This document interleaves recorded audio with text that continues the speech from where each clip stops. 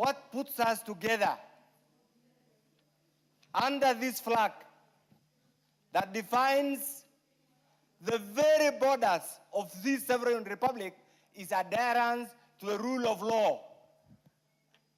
Goonism, violence, has no place in a modern day Kenya, and we must all stand to be counted and say no to this. We are destroying our tourism sector. We are discouraging the foreign direct investors. We are sending chilling, scaring message to visitors. Which country are we going to talk about?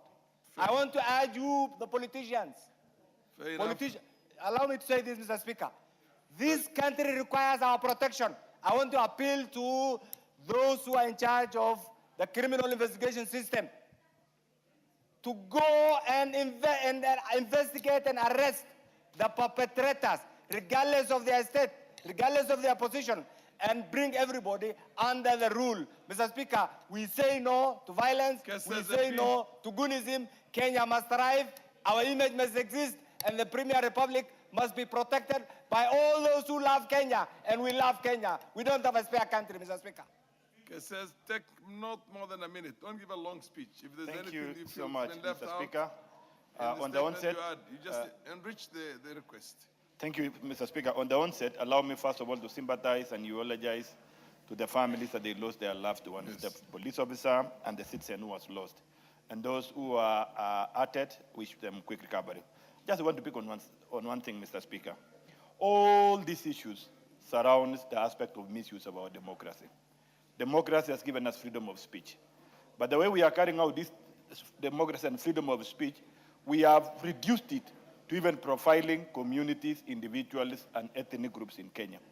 We have reduced it to a question of calling each other names and inciting on our words, the power of our words. That's why I want to ask on politicians, let us be responsible enough the way we conduct ourselves and the way we carry on our issues. Thank you so much, Mr. Speaker. Yes, Karoli, and then Baraza, last one. Honorable Speaker, I mean, Honorable Ondo and I are the victims of this recent violence in Homa Bay. And thank you for giving me the opportunity. I don't want to spend too much time on the other issues because those will be discussed elsewhere. But there's a fundamental question here. The violence in Homa Bay, part of the team that planned that violence are members of this House. And there are audio and video recordings of members of this House, some who sit on the Speaker's panel, planning violence against other members. Against other members. Honorable, order. Karole Omondi, order. You understand the rules very well. You cannot discuss or debate the conduct of a member of parliament here without a substantive motion. Order. You're out of order. You're out of order. Yes, Baraza is the last one, yes. Thank you, Mr. Speaker. But, Mr. Speaker, I have a contrary view because, number one, we are inviting the minister to bring a statement on this matter where we know that the problem is not lack of policy direction. We already have laws that the police can use to arrest the perpetrators. I think the people that we should invite here is the IG and the director of investigations to come here and tell us. Because when you bring in a minister, he will come and begin politics here. Order. Number two, Honorable Speaker, now we know. When I tell you order, you better listen. Order. There are no provisions and standing orders for you to invite into the House the IG. You can only invite the CS. Order. You can invite them at the committee level, yes. So you want to invite them, you invite them at the committee level, not in the plenary of the House here. Order. You have already. You're not supposed to be giving speeches here. Proceed. Okay, give him half a minute. But at least now, honorable members, you have now seen that this violence is not good for the country. In 2019, Honorable Speaker, I lost my red royal kofia in a violence, and some members who are in this house celebrated. Now you know that 2019 it was me, but today it can be somebody else. Even I reported my kofia was seen by a senior ranking member of this house. Nobody has arrested him. He has never even been told to return my cape, my kofio. Now you see that this violence is not good for everybody. Okay, that's fair. Chair. Tongoy, order. Order. There's no last one. Order. Tongoyo, Chair has given us a serious leeway on this. Thank you, Speaker, Honorable Speaker. Before maybe, just allow me 1 minute to comment on this. Yes. Honorable Speaker, I think I had indicated earlier that we are expecting the minister to appear before the committee on Tuesday. Yes. And given the urgency, the importance But I hope this, you have a pen and a notebook, and you have been taking note of what every member of parliament here has been saying. Yeah, but I have a suggestion, Honorable Speaker. Yes, proceed. You had seen that from the list table, we have got the highest number of unresponded statements. Yes. Of course, for the obvious reason, we equally received the highest number. Yes. And given the urgency and the importance of this, which is actually a national issue, security concern, we are going to prioritize to be among the matters to be addressed by the minister on Tuesday. Fair and enough. What I want to say, allow me 1 minute, Honorable Speaker. Honorable Speaker, once, of course, the minister, it will not be just, it will be one-on-one interaction. Honorable Speaker, but it should be clear to all of us that the president, the IG, the minister himself, previously, in several occasions, not once, had clearly pronounced themselves on this issue, that they are doing anything possible to ensure that the elimination of goons in these countries is done. That call for, it is incumbent upon all of us, Honorable Speaker, the 349 of us seated in this House, including those who are even speaking the loudest, to take the responsibility, being responsible enough, being patriotic enough, to ensure that we together help the government fight this menace of organism and goons, Honorable Speaker. Okay, you're going to meet the... Yes. So on Tuesday, order, honorable members, order. So on Tuesday, yes. Tuesday you're sitting with the CS. And when are you coming back to the House? Honorable Mother Wangari statement. Yes. And once we bring all of them to the floor of the House. When? On Wednesday. The following day? Yes, the following day. Fair enough. Thank you. So it's so directed. For tabling. It's so directed. The record of the House. The Honorable MP for West Mugrango, Stephen Mogaka. Order, honorable members. Proceed. Thank you, Mr. Speaker, for giving me the opportunity to request for a statement. And just on a point of order, Mr. Speaker, on 11th of August, I did raise a request for a statement materially similar to what Honorable Wangari has raised. I do hope that the two statements will receive proceed attention. On the current matter.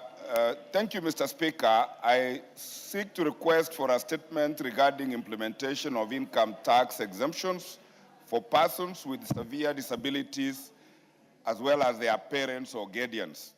Honorable Speaker, pursuant to the provisions of Standing Order number 44-2C, I wish to request for a statement from the chairperson of the Departmental Committee on Finance and National Planning regarding implementation of income tax exemptions for persons with disabilities, and in particular, parents and guardians caring for persons certified with severe disabilities and incapable of catering for their basic needs. Mr. Speaker, the Persons with Disabilities Act of 2025 provides for tax reliefs intended to cushion persons with disabilities and families that bear the financial responsibility of caring for them.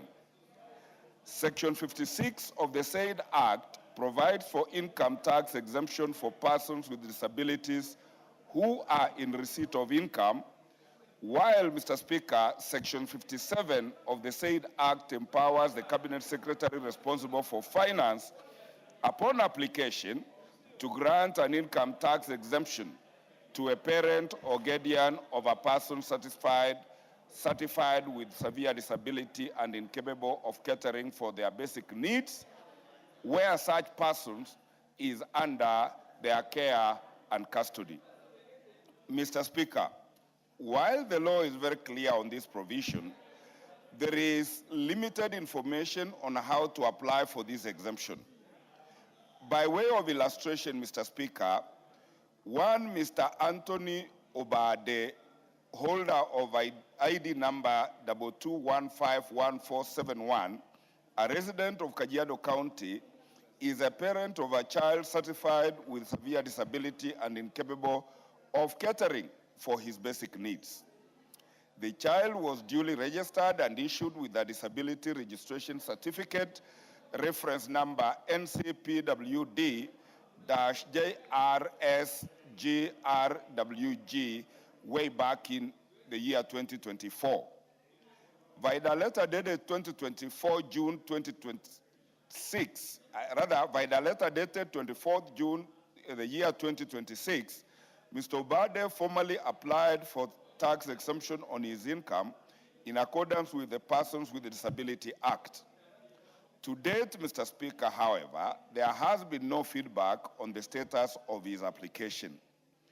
This case raises concern as to whether eligible persons and their families are effectively accessing the statutory tax reliefs provided by the law.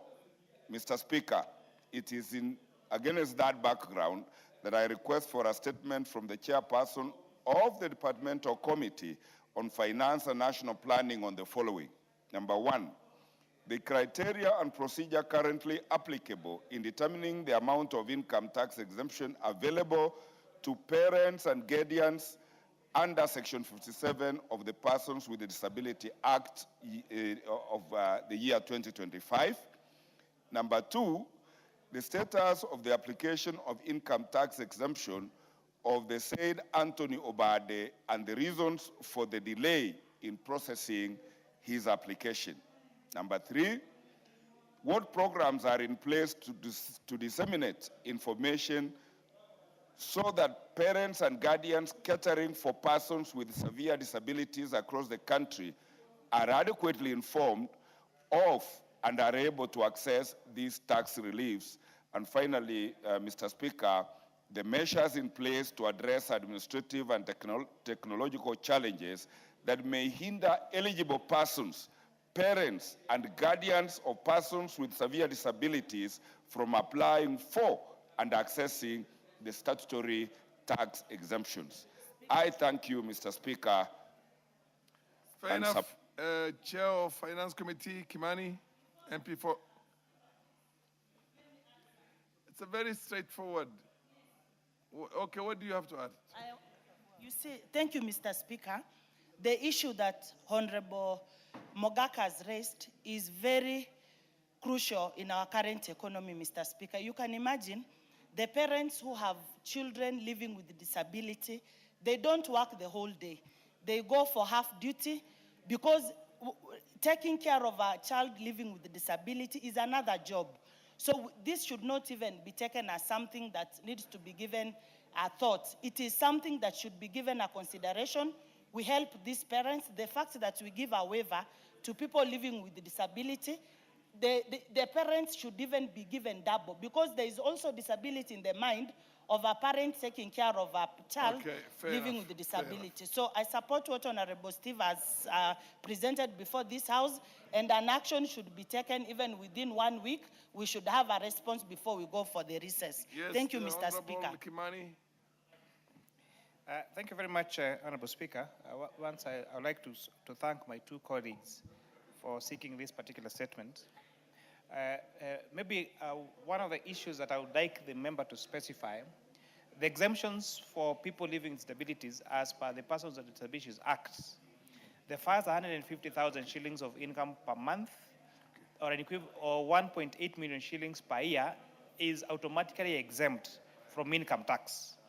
However, there is a rider that for you to qualify for that exemption, then you must be registered by the National Council for People Living with Disabilities. So maybe as I seek to provide the answer raised by the honorable member, maybe it's important for a member to facilitate us with information whether the person is seeking the settlement for is registered by the National Council for Patient Development. Second, Honorable Speaker, even as we wait for the answer from the Kenya Revenue Authority, There is no any exemption given in law for relatives or guardians who live with people living with disabilities. The exemption is to the person living with disabilities and not to the parents or guardians. And maybe until that time, when this Honorable House may provide an extension of this exemption to those people taking care of this person with disabilities, then there might not be any provision in law to exempt those caregivers of people living with disabilities from income tax, Honorable Speaker. I think that's fair. Order, Honorable Mogaka. Honorable Mogaka, the law as it is now.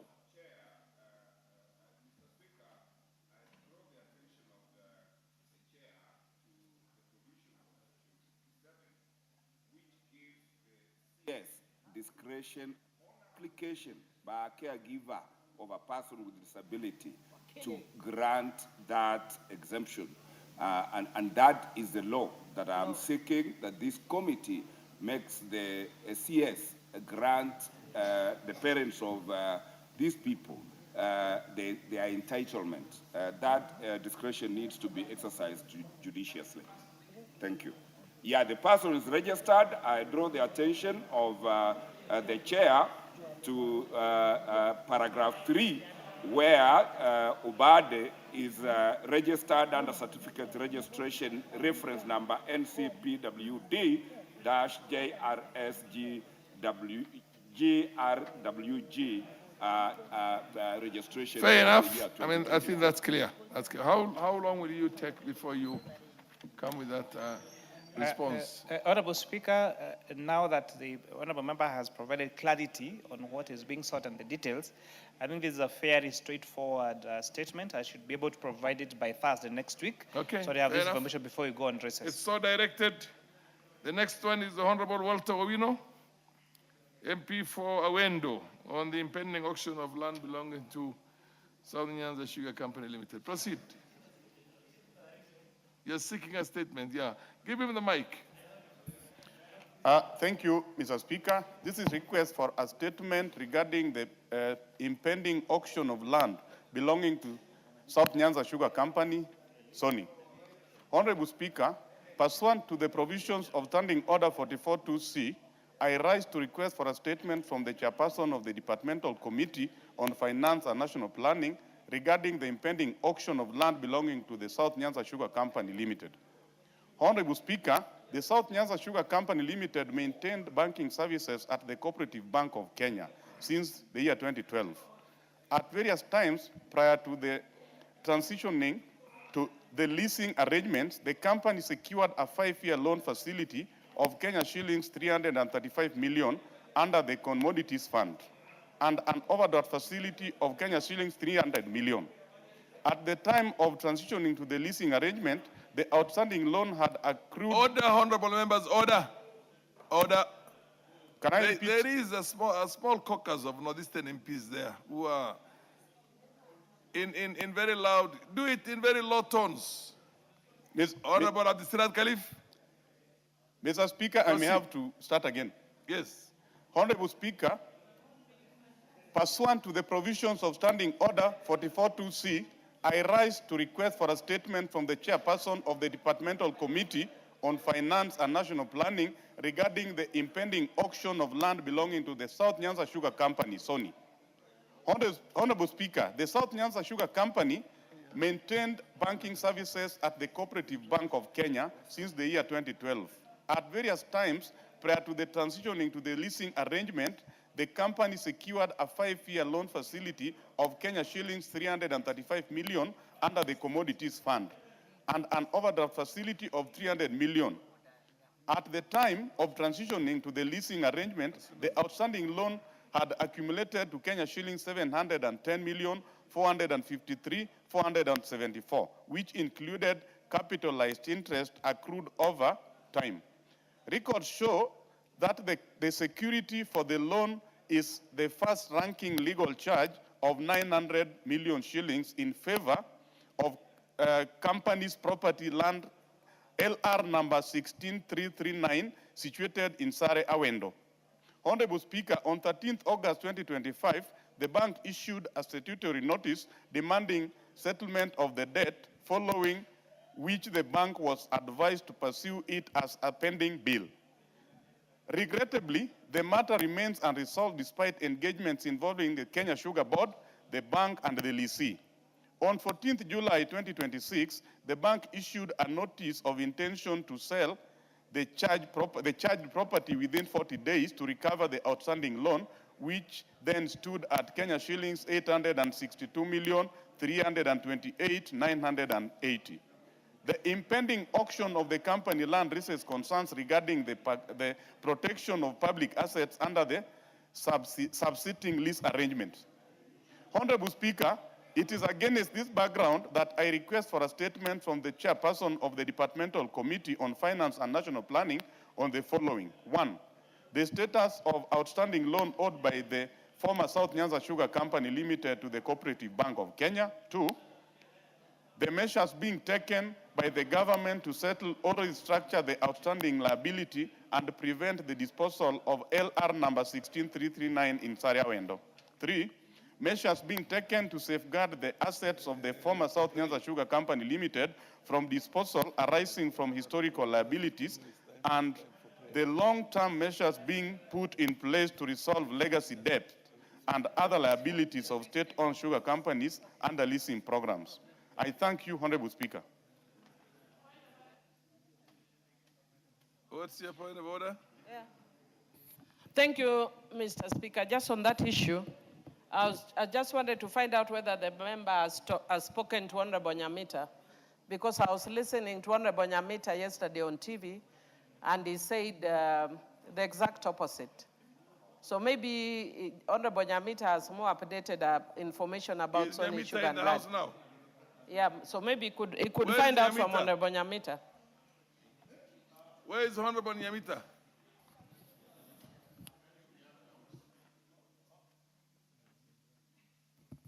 Yes. Honorable Speaker, I represent Awendo constituency, and Honorable Nyamita represents Uriri, which is neighboring Awendo. So I speak on behalf of Awendo. Okay. Okay.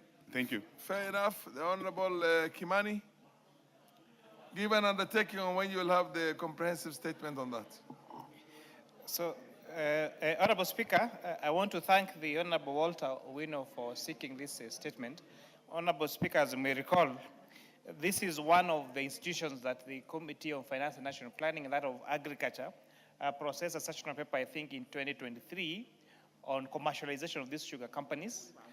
I know we are going on recess, and because we may have to visit the factory, we'll need 1 month to bring back a comprehensive statement on this. And I'll ask the honorable member that when we are doing this undertaking to please also be available to the committee so that he can give us the inside information that may have to enable us to carry out this process effectively. Honorable Kimani, the company's land is charged by a bank. The bank wants to realize the money it lended to the organization. And he says that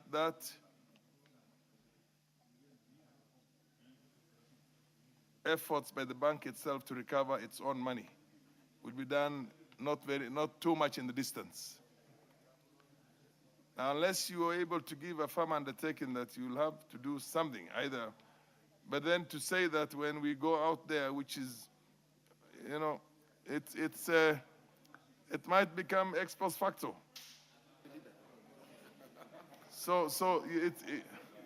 Yes, who else wants to? Yes, honorable member, yes, Awendo MP.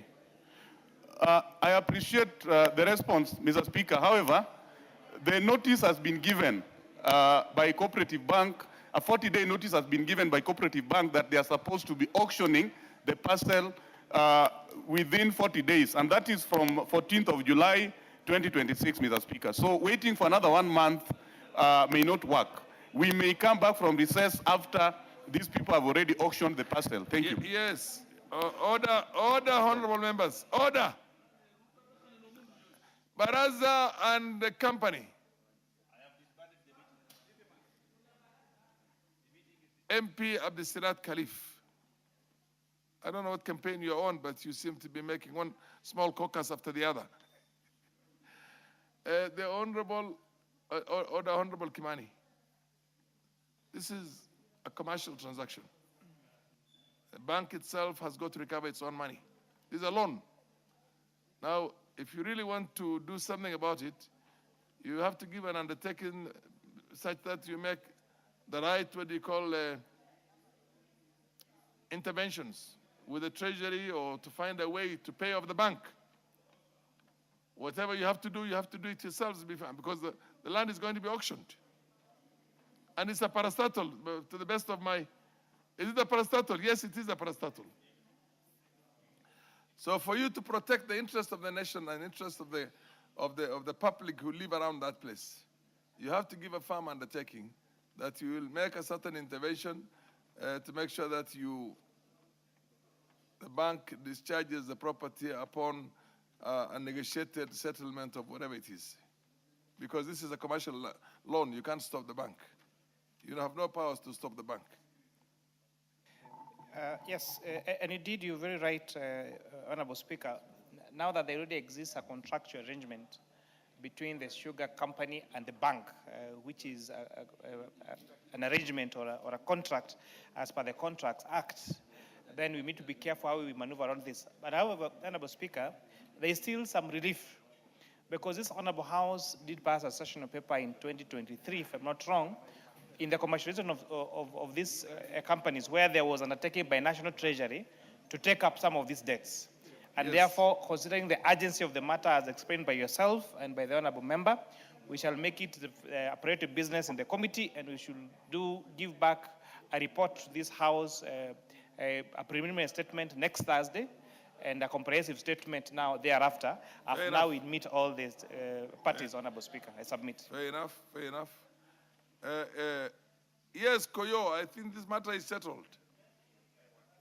Thank you very much, Honorable Speaker. For now, at least, yes. Thank you very much, Honorable Speaker. I think I want to speak to this. The chairman of finance should be very specific. The government should be very careful with protecting people's property. We have been bailing out Kenya Airways every other day and other parastatals.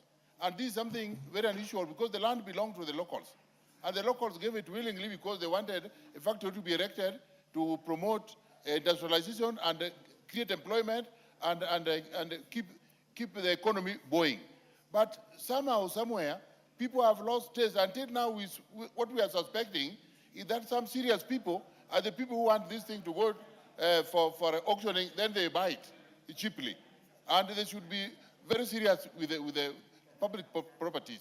I want you to be specific and give a guarantee to this House that you do what it takes. He has given an undertaking that he will to stop the auction. You cannot stop the auction. Auction can only be stopped by a court. Yes. How do you want, or an undertaking? If he negotiates through the treasury with the lending authority or the lending institution itself, then maybe that is the case. Yes, what's your point of order, Miriam Dembo? She's on a point of order. Thank you, Mr. Speaker. Mr. Speaker, I think the chairman of finance knows that it's now in the public domain that we are marginalized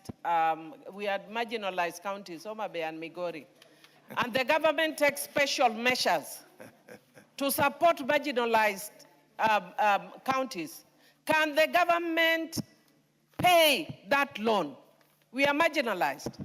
Let the government pay that loan. And we are also in broad base. Let the government pay that loan.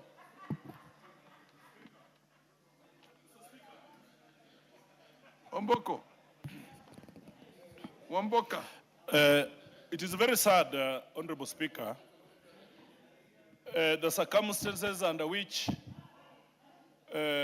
corporations belonging to the government are being, the route they're exchanging hands from government to individuals, Honorable Speaker. I speak with a lot of pain, Honorable Speaker. The way Nzoia Sugar Company changed hands, Honorable Speaker, it was the same way this sugar mill is going. And before they realize, it will be a very serious issue, Honorable Speaker. I want the chairman of the committee, who is my good friend, and he knows I like him, my brother.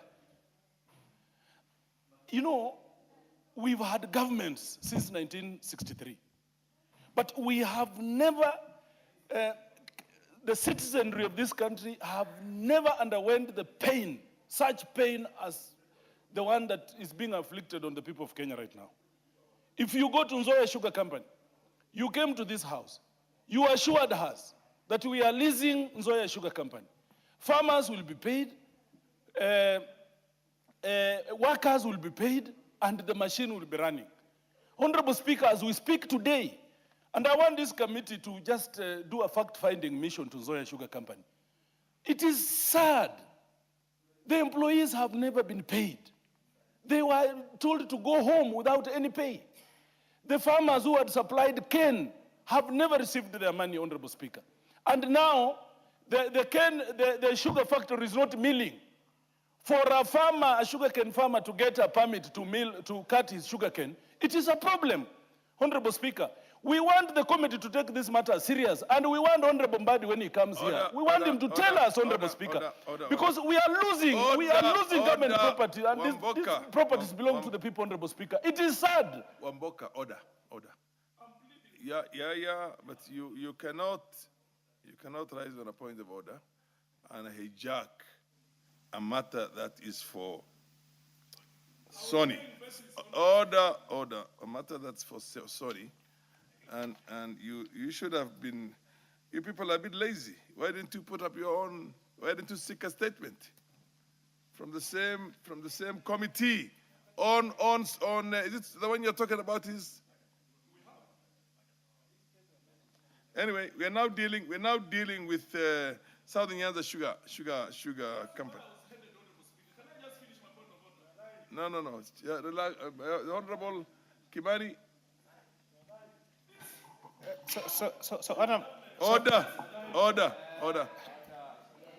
Order. Honorable Speaker, in as much as the honorable member may have raised that point arbitrarily and abused... Confine yourself to the matter before the House right now. Yes, I undertake, Honorable Speaker, I had committed. South Nyanza unless there is a ruling... and the loan that is owed to one bank. I had it, if I did not hear it wrong, it was what, Cooperative Bank? Honorable Speaker, unless now how that is going to be settled, yes. Yes, I did give a commitment that because of the urgency of the matter, we're going to give a preliminary report next Thursday. Yes. However, I don't know how you intend us to deal with the issue of Nzoia sugar that has been raised, unless now in your ruling, you incorporate Nzoia sugar with the other one. South Nyanza. Okay. So for the South Nyanza, I think I was clear on my undertaking on the same. Honorable Speaker, I thank you. Okay. Next one is the Honorable Omulkhair Qasim. Omulkhair Qasim. Preparedness for anticipated El Nino rains in the Asal areas. Thank you, Chairman. Thank you, Honorable Speaker. Honorable Speaker, pursuant to the provisions of Standing Order 442C, I rise to request a statement from the Chairperson of the Departmental Committee on Regional Development regarding the preparedness, contingency planning, and response mechanisms in place for the anticipated El Nino rains and associated flooding risk across the arid and semi-arid counties, particularly Mandera County. Is the chair for the Committee on Regional Development in the House? Yeah, okay, proceed. Honorable Speaker, the anticipated heavy and the above average rainfall presents a significant humanitarian, economic, public health, security, and environmental risk to communities across the northern Kenya. Mandera County has experienced a prolonged period of drought, peaking in February 2026. The drought, driven by consecutive failed rainy seasons, has severely weakened household resilience, depleted livestock, and undermined food and water security. The onset of intense rainfall following such prolonged drought could consequently result in loss of lives and livelihoods, displacement of communities, destruction of infrastructure, flooding, and outbreaks of waterborne and other communicable diseases. The risk of flooding in Mandera County is further heightened by its geographical and ecological characteristics. Heavy rainfall in the Ethiopian highlands and other upstream areas has the potential to cause a rapid rise in water levels in the Dawa River, thereby exposing communities along the river and other flood-prone areas to the risk of riverine flooding. Honorable Speaker, it's against this background that I request a statement from the Chairperson of the Departmental Committee on Regional Development on the following. One, the comprehensive preparedness and contingency measures that the government, through the National Disaster Risk Management Authority, has put in place to mitigate the anticipated heavy rains and flooding, particularly in Mandera County and other vulnerable ASAL counties. Number two, efforts made by the government to strengthen disease surveillance, public health preparedness, and emergency medical response, particularly to prevent and manage waterborne and other communicable diseases that may arise from flooding. Three, measures put in place to protect learners and teachers in flood-prone areas and ensure that the continuity of learning in the event of displacement and destruction of school infrastructure or other restricted access to school. I thank you, Honorable Speaker. The Honorable Chair, when will you have this statement? Thank you, Honorable Speaker. I will endeavor to give a response to this statement the first week after recess. The first week after recess? Yes. When is the anticipated, expected, or more or less as far as the meteorological report is concerned? When is? Yes. According to the Focus. Met, yes. The anticipated El Nino is the first week of September, and we are going to be on recess until end of September. Honorable. That is going to be a short and a long period, Mr. Chair, you have to give a better what do you call undertaking than that. This cannot come anything later than next week. So give an undertaking sometimes next week. Otherwise it'll be a joke.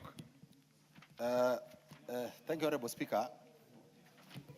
If yes, the El Nino, the preparedness, you can get that in half a day from the government, yes. Yes. If the El Nino is set to begin the first week we have of an ASAL, what do you call, authority in the country, yes. So, Honorable Speaker, as you direct, I may give a preliminary report or response to this statement next week on Thursday. Next week on Thursday, it's so Before directed. Yes. Now we have one honorable, the Honorable Barar Kitur. I'll give him a moment for him to speak, but before you do that, let me recognize the presence of two schools here. I want to recognize the presence in the public gallery of students from Koimiret Secondary School in Chapalungu, Bomet, and Ihumbu Primary School, Maragua, Muranga.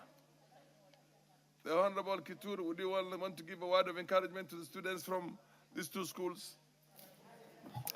Thank you very much, Honorable Speaker, for giving me the opportunity to welcome all the students from the two schools who've made to be here. I welcome all of you to the House of Records. Take your time to learn. And this is where the laws are made. And as you will be having the deliberations, this can also encourage most of you. It's a great opportunity for you to be here because a unique chance, a unique opportunity. Many of the students across the country may have decided to be here. You have the privilege to be here. Take time to learn. And in the future, you will be actually also members of this honorable house, and you'll be able to build our country by making the laws and regulations that change this country. Thank you very much, Honorable Speaker. Okay, now you can go ahead and seek your statement. Honorable Speaker, pursuant to the provisions of Standing Order 44, 2C, I wish to request for a statement from the chairperson of the Departmental Committee on Administration and Internal Security regarding the forceful eviction of squatters in Nandi Hills constituency. Is there a member from that committee in the House now? I don't see the chair. The Committee on Administration and Internal Security. And Internal Security. Who? I'm afraid you would, because there's nobody. There is a chairperson here who can take the commitment for the same. Naomi Wako. I thought I saw Naomi Wako, the deputy whip, here. Anybody from the leadership of the House? Minority whip. You should be able to make an undertaking on behalf of it. After all, it's a broad-based government. Okay, proceed now. Listen to what he has to say. So allow me, Honorable Speaker, to start it afresh so that she can really be able to get it right. Honorable Speaker, pursuant to the provisions of Standing Order 44-2C, I wish to request for a statement from the chairperson of the Departmental Committee on Administration and Internal Security regarding the forceful eviction of squatters in Nandi Hills constituency. Honorable Speaker, on Tuesday, 11th August 2026, Kimasa's cooperative squatters were forcefully evicted from Sitoi Farm, leaving their homes demolished, property destroyed, and their families left without shelter. The exercise was allegedly supervised by police officers from Nandi Hills Police Station in the presence of the officer commanding Police Division, OCPD, and the officer commanding station, that is the OCS. The affected squatters have been engaged in a long-standing land dispute with Eastern Produce Kenya Limited, which is reportedly the subject of an ongoing court proceedings. It is concerning that no valid court orders were presented to the squatters authorizing the evictions and demolitions. Honorable Speaker, unlawful evictions are permitted under the lawful evictions are permitted under the law. They ought to be undertaken in accordance with the due process. The destruction of homes and property in Sitoi Farm without proper legal authority therefore constitutes a serious violation of the affected person's constitutional rights to dignity, adequate housing, and access to justice. Honorable Speaker, it is against this background that I request for a statement from the chairperson of the Departmental Committee on Administration and Internal Security on the following. Number one, the circumstances under which the eviction at Sitoi Farm was undertaken, including the role of the officers from Nandi Hills Police Station, and an indication on whether excessive force was used leading to the unlawful destruction of property. Number two, the measures taken by the government to ensure that evictions are carried out strictly in accordance with the law, particularly where there are ongoing court proceedings concerning the affected property. And finally, the steps taken to ensure that affected families are protected from further displacements, intimidation, or violations of their rights pending the determination of the ongoing court proceedings. Honorable Speaker, I thank you. Okay. Departmental Committee on Administration of Justice and Meli Odhiambo, proceed. You are there. Yes, Mr. Speaker. The committee, I'll forward the statement to the committee and they'll give a response in 2 weeks because this matter Two weeks is not possible because in 2 weeks they will Parliament will be on recess. Well, then, Mr. Speaker, the first You week. should give it next week. Okay, because this is really an urgent matter. Yes. Because it has to do with property rights, even health of the people who have been evicted. Yes. And the children and women who are now been forced to be displaced. So when? Next week, Mr. Speaker, when? On Tuesday. When is Tuesday? No, let me put it for Thursday. So I will give the information to the committee chair. So the statement will be given on Thursday. Will be responded to on Thursday. Thank you, Mr. Speaker. Are you happy with that? Yes. Fair enough. It's so directed. Thank you. Next thing is we have the responses. Committee on Transport Infrastructure, is the chair here? You're here. You're supposed to respond to the Honorable Dr. Edwin Mugo. Is he here? Yes. Where is he? Where is Edwin Mugo? If he's not in the house, then it will not be fair for you to give the statement in his absence. Yeah, I can just, You table it? I will table it, but most importantly, when he requests for a statement, it's not for him, but it's for the people from that area. So It's for the people and it's for the house, and common decency dictates that the asker of the question must be in the house. yeah, correct. But For him to raise a few I will more just other table concerns. it, but then I will ask your indulgence that some of these roads in Mount Kenya are usually destroyed by demonstrators burning tires on the road. Maybe you form an ad hoc committee chaired by Honorable Gimani Kuria to go and speak with one resident of Madira. Order, point of order. On what? On what? He has already been put in order by the speaker, by the chair. Point of order. Point of order is what for? Not somebody when that person has already been told to sit down. Order, sit down. Okay.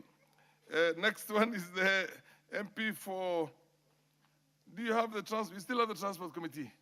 Where is the MP for Turkana? Ekwam. Ekwam is where? Okay, proceed. Proceed now. But as you can proceed and. Thank you. Maintenance and improvement of 2 roads in Turkana South constituency. Thank you, Honorable Speaker. I want to gladly. I direct that this matter of the Honorable Dr. Edwin Mugo should be deferred to a time when the Honorable Mugo is in the House, and I suggest on Wednesday next week. Okay, proceed. Thank you, Honorable Speaker. I gladly want to read the statements in response to the statement sought by the Honorable member for Turkana North constituency. The Honorable member wanted a report on the reasons for delayed routine maintenance of the Loktong, Kibish, and Lokchogyo-Loktong roads despite the allocation of funds. He also wanted to know the details of the funds allocated for the maintenance of these roads and also plans being put in place to ensure that the necessary maintenance works are carried out in timely manner. And lastly, he wanted the Kenya to be more accountable, to provide accountability measures to address the failure by Kenya National Highway Authority in executing maintenance works.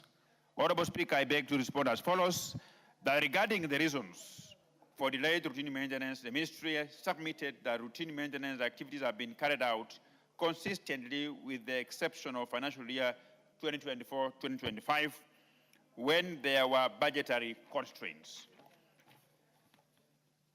And the routine maintenance normally entails spot improvement, drainage works, but due to the long stretch of the road, only critical sections are done within limited budgets. And regarding to the funds allocated and the corresponding works undertaken, I have listed here a detailed report which the honorable member can read that explains the amount of money that were allocated to the year 2025-2026 and the subsequent works that were undertaken. Regarding accountability measures, the ministry submitted that the implementation of maintenance works has largely been affected by budgetary and funding constraints. Notwithstanding these challenges, Kenya has continued to prioritize critical maintenance activities aimed at ensuring road safety, maintaining trafficability, and preventing further deterioration of the affected road infrastructure. The Honorable Speaker, the ministry further submitted that to enhance accountability and improve delivery of maintenance works, the agency has strengthened monitoring and supervision mechanism through regular road condition assessment, periodic inspections and performance reviews of maintenance programs.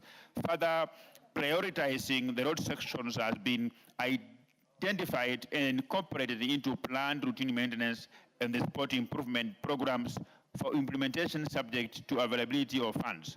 Honorable Speaker, as I finish, I want to assure the honorable member that I will personally undertake to visit this section of this road sometime next week, and that to ensure that the ministry and the agency is satisfying whatever issues that are raised in his statement, because he's a very hardworking honorable member, and from the region where he's coming from, they don't destroy the roads by burning tires on those roads. So we have to support him, Honorable Speaker.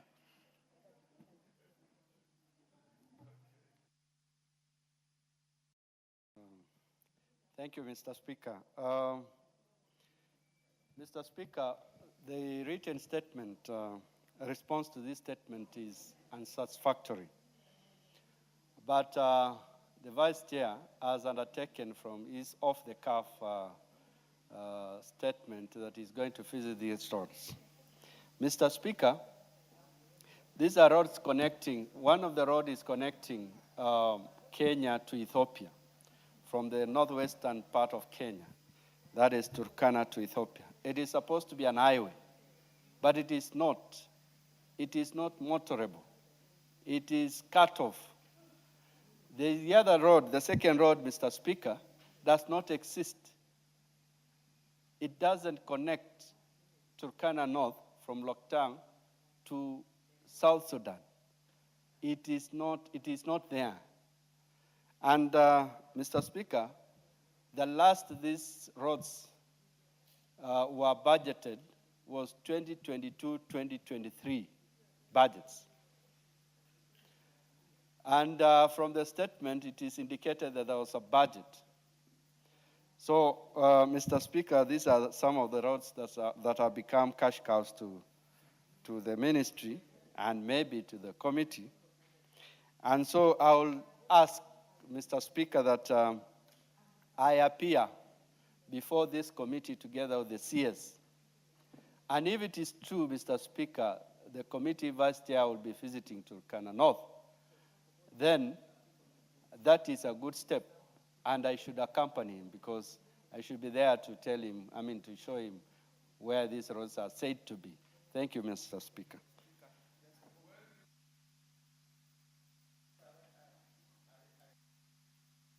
It should be very brief. Very brief, Rider Undo. Yeah, thank you, Honorable Speaker. The issue of highways is becoming a very emotive issue, and I think the committee, as you choose to visit, please pay attention and visit the Busia-Kisumu Highway. Order.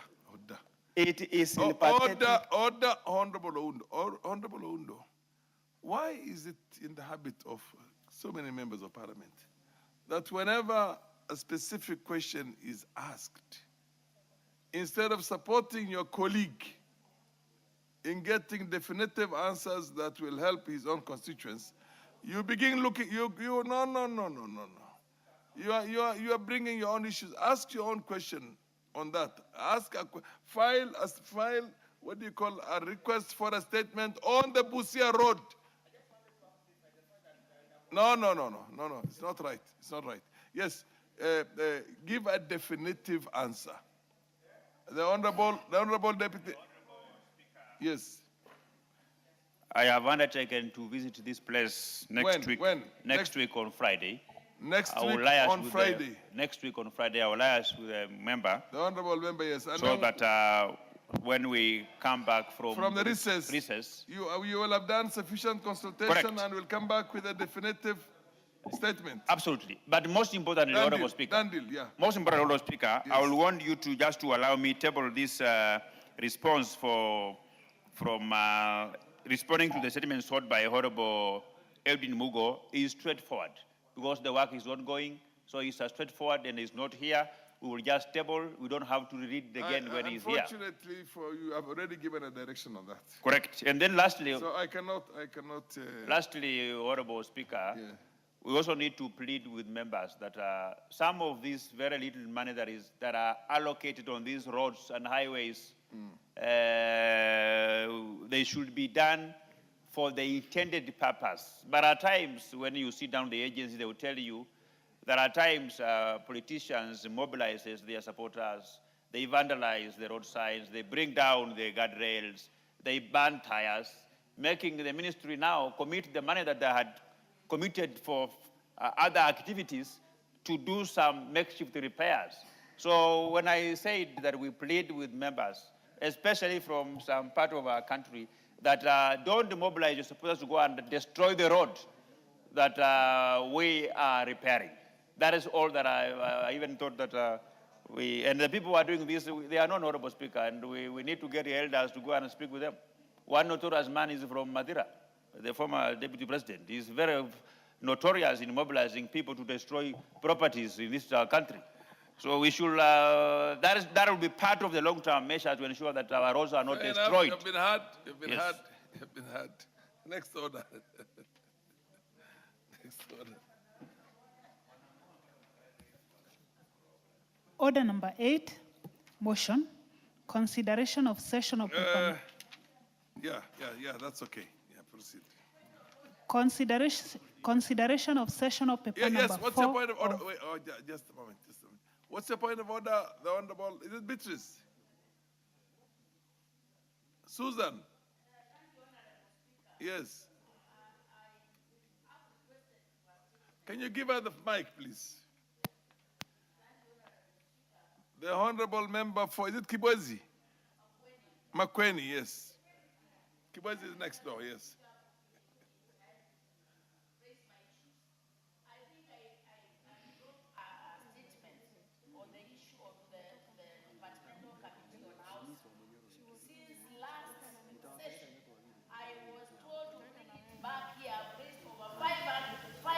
Points of order. And even last time I raised the point of order, I was told I'll be answered in the last 2 weeks. I've never been answered.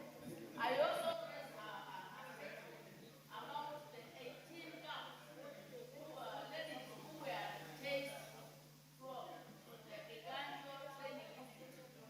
I was told I would be answered 2 weeks after the recess. I've not answered. I've raised it again, a point of order. And I don't seem to be answered, Honorable Speaker. Thank you. The Honorable Naomi. The Honorable MP for Makweni, your colleague, did seek statements on a number of issues, and the Hansard is going to record that. One of them is on girls who were, is it girls who were chased from Kiganjo? 18 girls who were chased from Kiganjo. And the other one was on what? Yeah, in Makweni. Thank you, Honorable. When will you bring those? Thank you, Honorable Speaker. It is unfortunate that she has not received, Mheshimiwa has not received her responses, and she has been waiting for all this time. I apologize on behalf of the committee chairs, but I will take that up and make sure that as soon as we resume, because next week, she's requesting that we do it before we go on recess. So I will discuss with the chairs, and then she will receive her response probably by Thursday next week. Okay.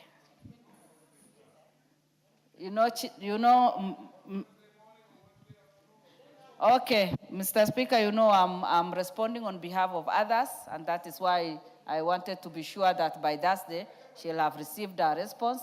But let me work very hard, and I whip the chairs so that she receives her responses before we go on recess.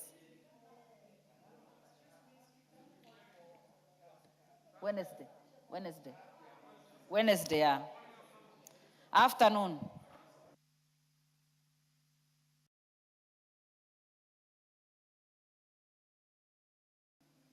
Mr. Speaker, sir, on the same note, I also actually brought a statement. I requested for a statement on 40 transformers from my constituency. And I even, actually last week but one, I raised the same issue.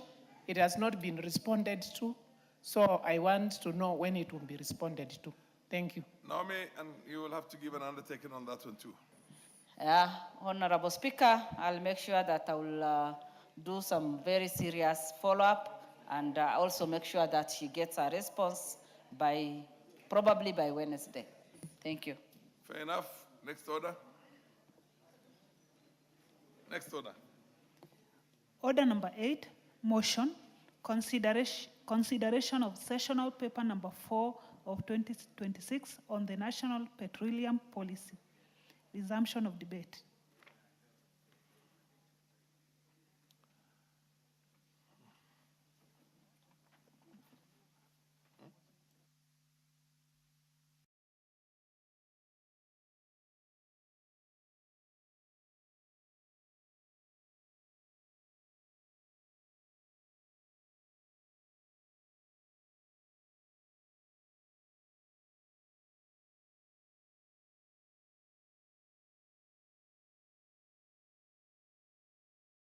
Because it was being moved by the chair, I think, Honorable Jeffrey Mulanya, and now he's not in the House. He had 16 minutes to go, so we will have to go to the next order. This order is deferred. Order number 8 is deferred.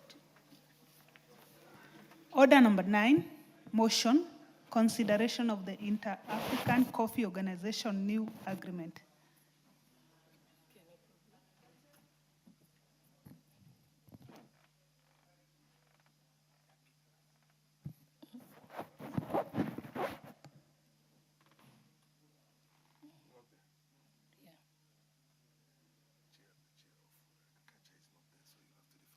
Okay. Chairperson Agriculture is not there. Order number 9. So we can go next order. Oh, you're there. Okay. So you're standing in for the chair. Proceed. Honorable Speaker, I wish to second the motion that this House approves the ratification of the Inter-Africa Coffee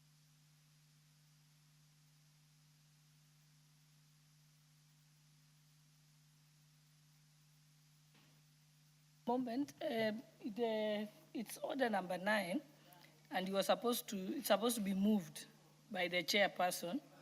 Then you can second. So you can't move when it has not been seconded. So unless you're moving on behalf of the chairperson, you are seconding. So you'll have to. So it is deferred then.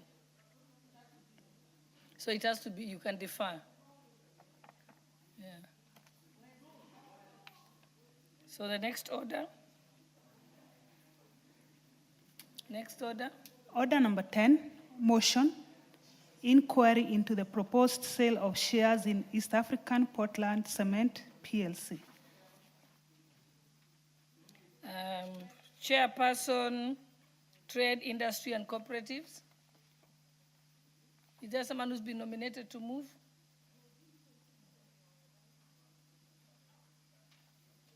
Honorable Wako, do you know if the chairperson of Trade is here? You're not here? Okay, we move to the next order.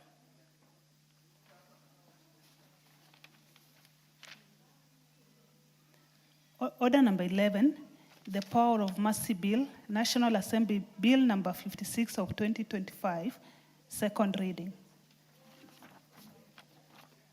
Are you standing in for Majority Leader on this one?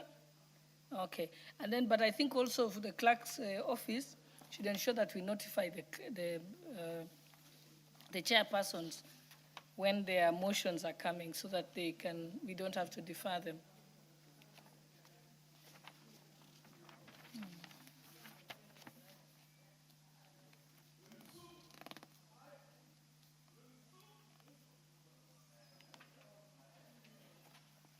It's also agreed that members the moving notes will be brought here to the majority leaders there, so that when there is nobody to move, someone else can pick up.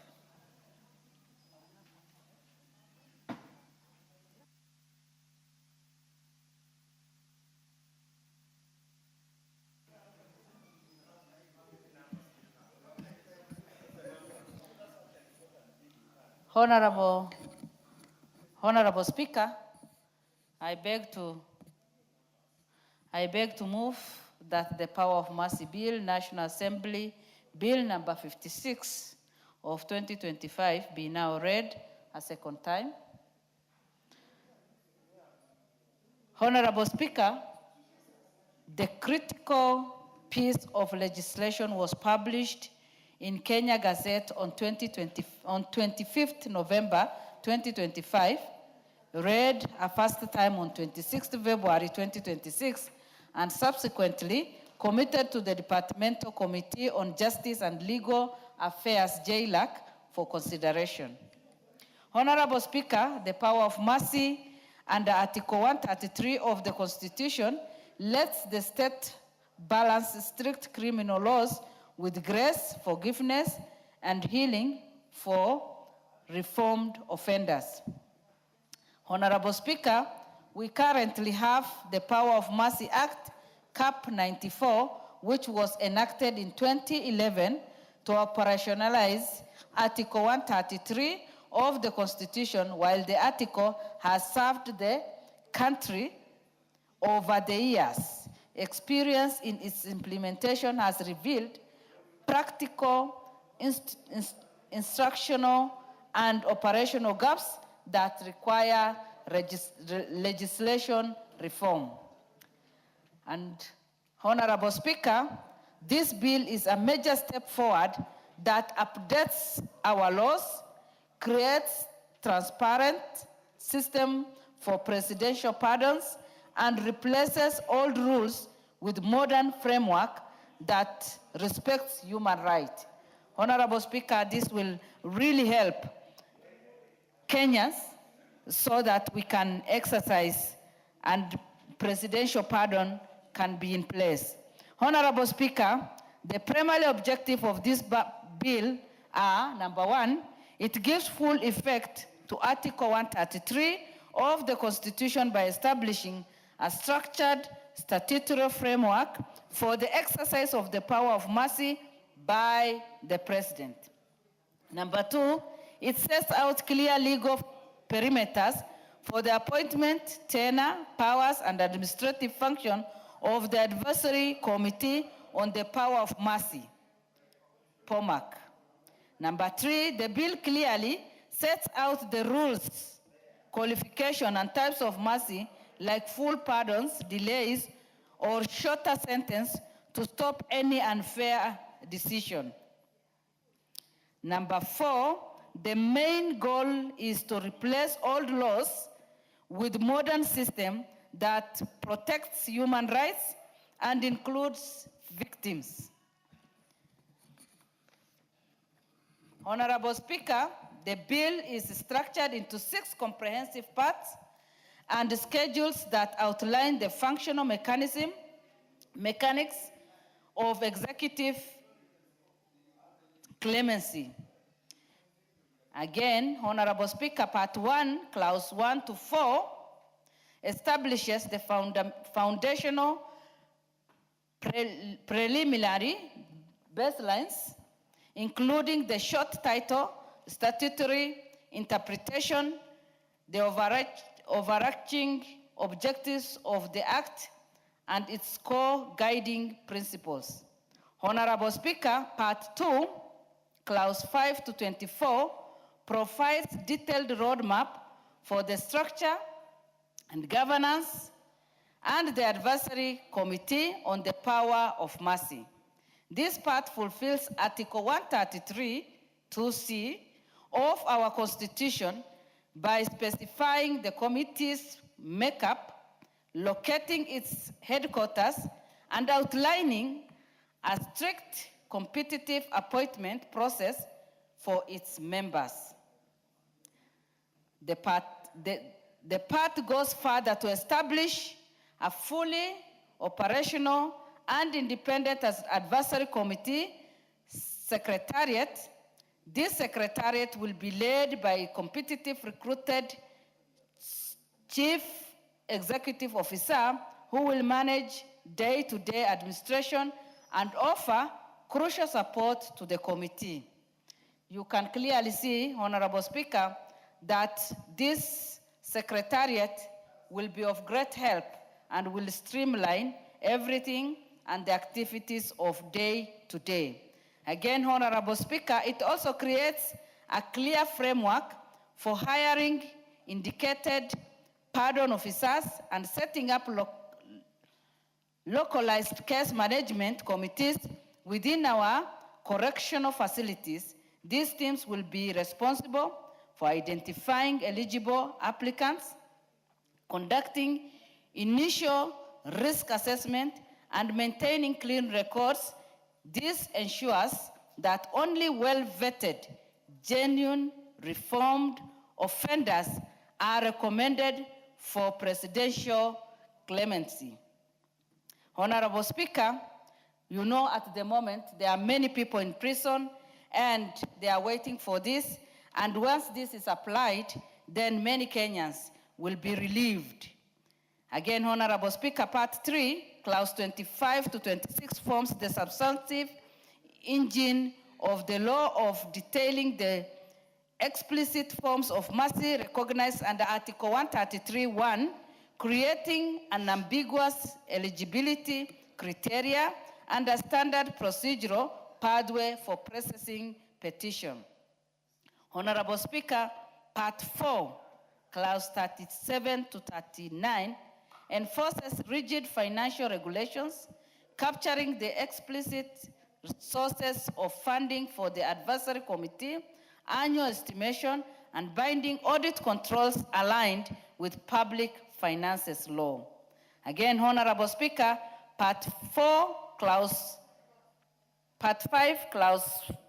40 to 45, introduces frameworks for nationwide awareness creation, continuous public education, offender sensitization, and guaranteed channels for the public to access crucial information safely.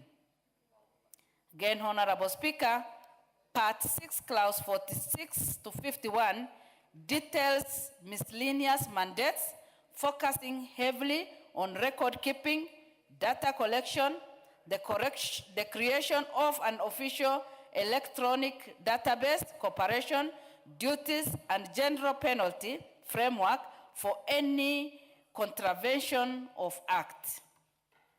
Honorable Speaker, Clause 52 and Part 7, Clause 53 to 68 crown the bill by granting the Cabinet Secretary the powers to make governing regulations while safeguarding continuous transition through technical repeats, consequential amendment, and saving provisions. Honorable Speaker, we have few issues raised from public participation, and let me just go through that. Honorable Speaker, in strict compliance with Article 118 of the Constitution, the committee placed advertisement and successfully received 20 substantive memoranda from vital states and state actors. Some of the issues raised include, number one, the National Intelligence Service, NIS, raised concern over the lack of standardized procedural framework for actual assessment, noting that the risk profiles of offenders must be metric-based rather than subject. Number two, Kenya Prison Service, KPS, and the Commission on Administrative Justice, CAJ, pointed out an error where capital offenses were mistakenly equated with life imprisonment, urging an alignment with the Standard Penal Code jurisprudence. Number three, several stakeholders, including the Law Society of Kenya, LSK, strongly advocated for explicit inclusion of the two-third gender principle and primarily vetting to protect the institutional integrity of the advisory committee. Number four, civil society groups like Center for Multi-Party Democracy, MCD, and Justice Defenders raised pressing argument around victim safety, demanding that serious offenders of gender-based violence, GBV, and femicide be completely barred from seeking mercy. The witness, number five, the Witness Protection Agency, WPA, and the Media Council of Kenya, MCK, requested clear mandates on data anonymization for vulnerable victims and structured framework for responsible public communication. Honorable Speaker, allow me to go through the committee observation and recommendation. Honorable Speaker, having thoroughly scrutinized the stakeholder submission, the JLAC committee made profound observations that have refined this bill into superior legislation. Number one, the committee observed that the fresh actuarial assessment was entirely committed from the substantive text of the bill and thus recommended its total deletion from the interpretation section to avoid legislative clutter. Number two, the committee noticed a structural overlap between prison-based case management committee and POMAC's pardon officers, noting that the primary role of keeping and processing criminal records sits squarely with the Directorate of Criminal Investigation, DCI, and Kenya Prison Services.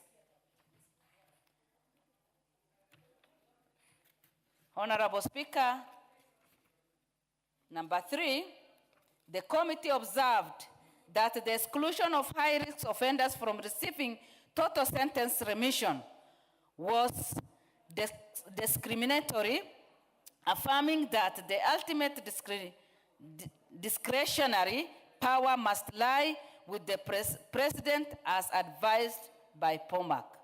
And finally, the committee firmly noted that executive remission under Article 133 of the Constitution is a distinct constitutional act separate from administrative prison remission, and that both frameworks can peacefully coexist.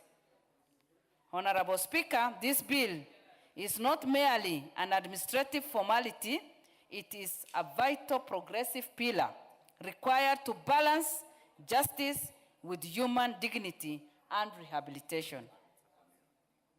Again, Honorable Speaker, by establishing an independent secretariat and setting clear and unyielding criteria for massive petition, we are building public confidence in our criminal justice system.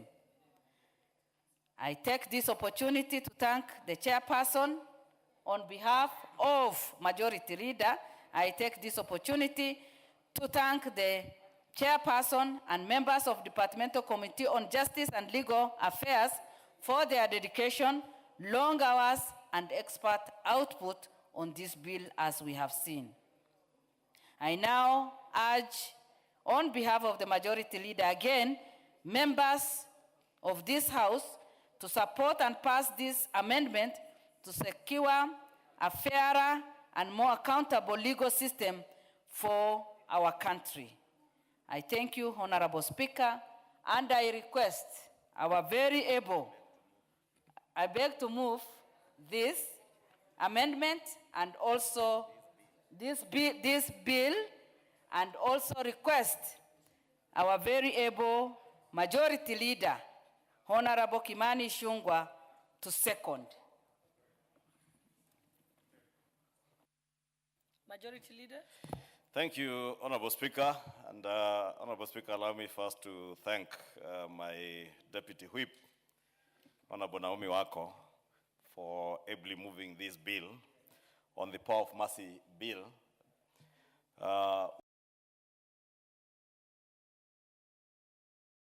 bill that is actualizing the provisions of Article 133 of the Constitution. And indeed, Honorable Speaker, this bill's primary objective is to bring into effect or operationalize the power of mercy as set out under Article 133 of the Constitution.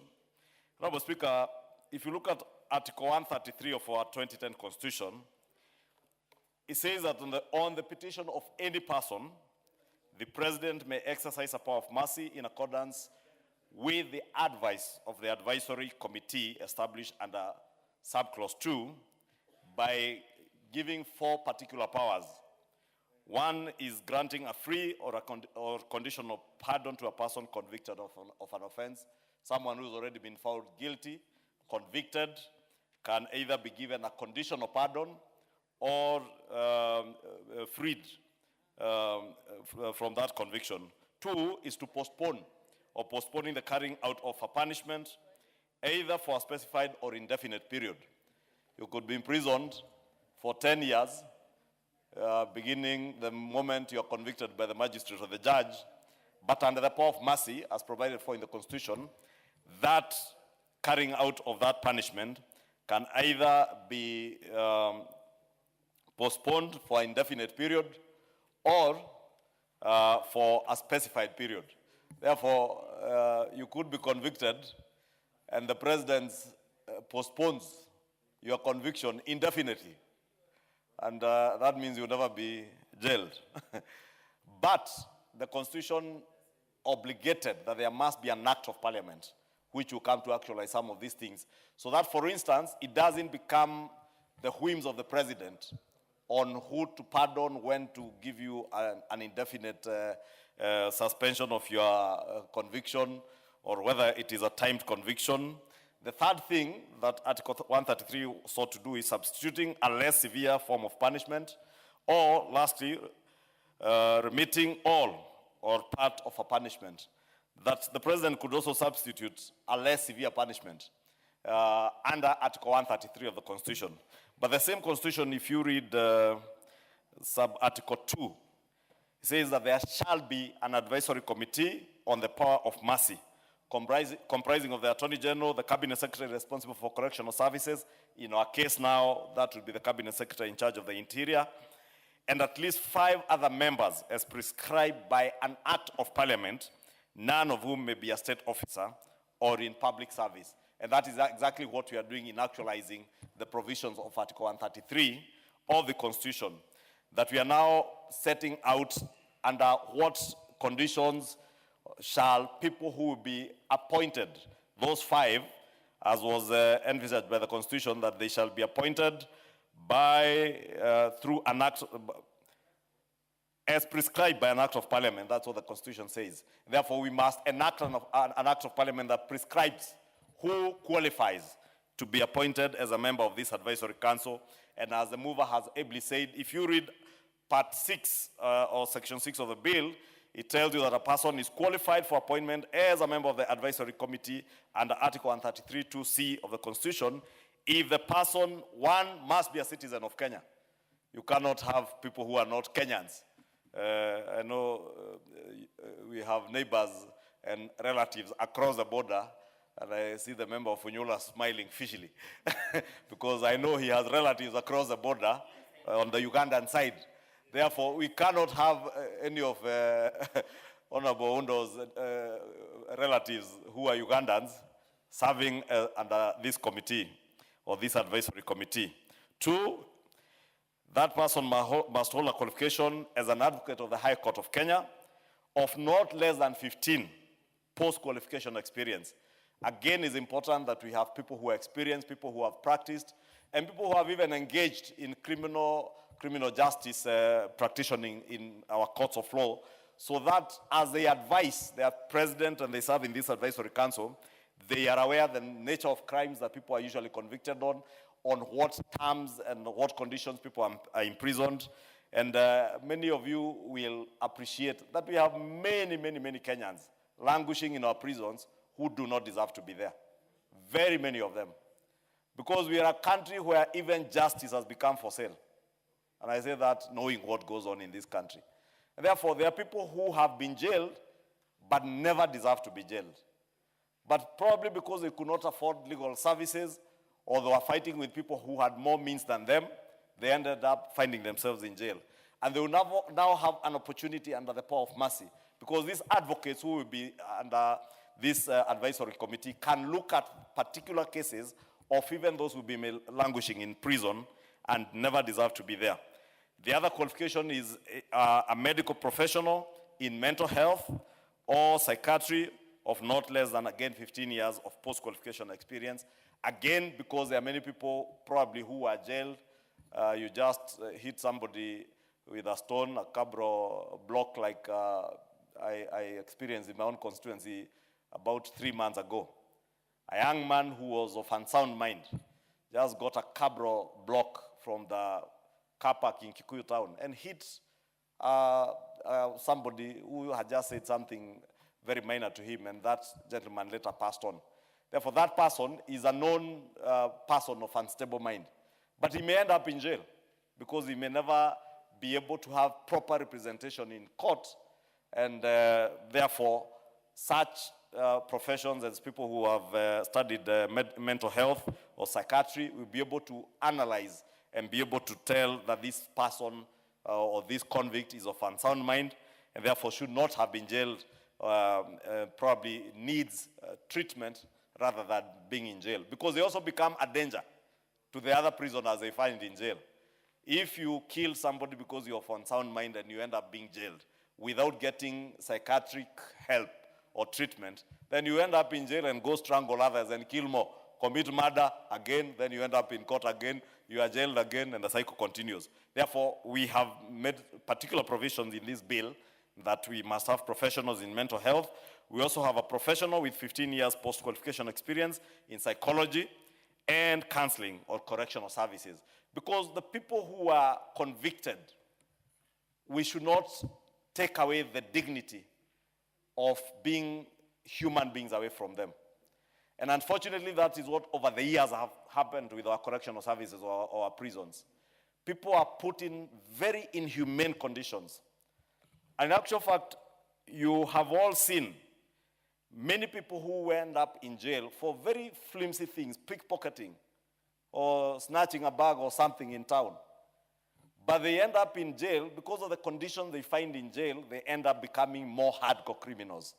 And therefore, we must have a system that is both restitutive but also rehabilitative.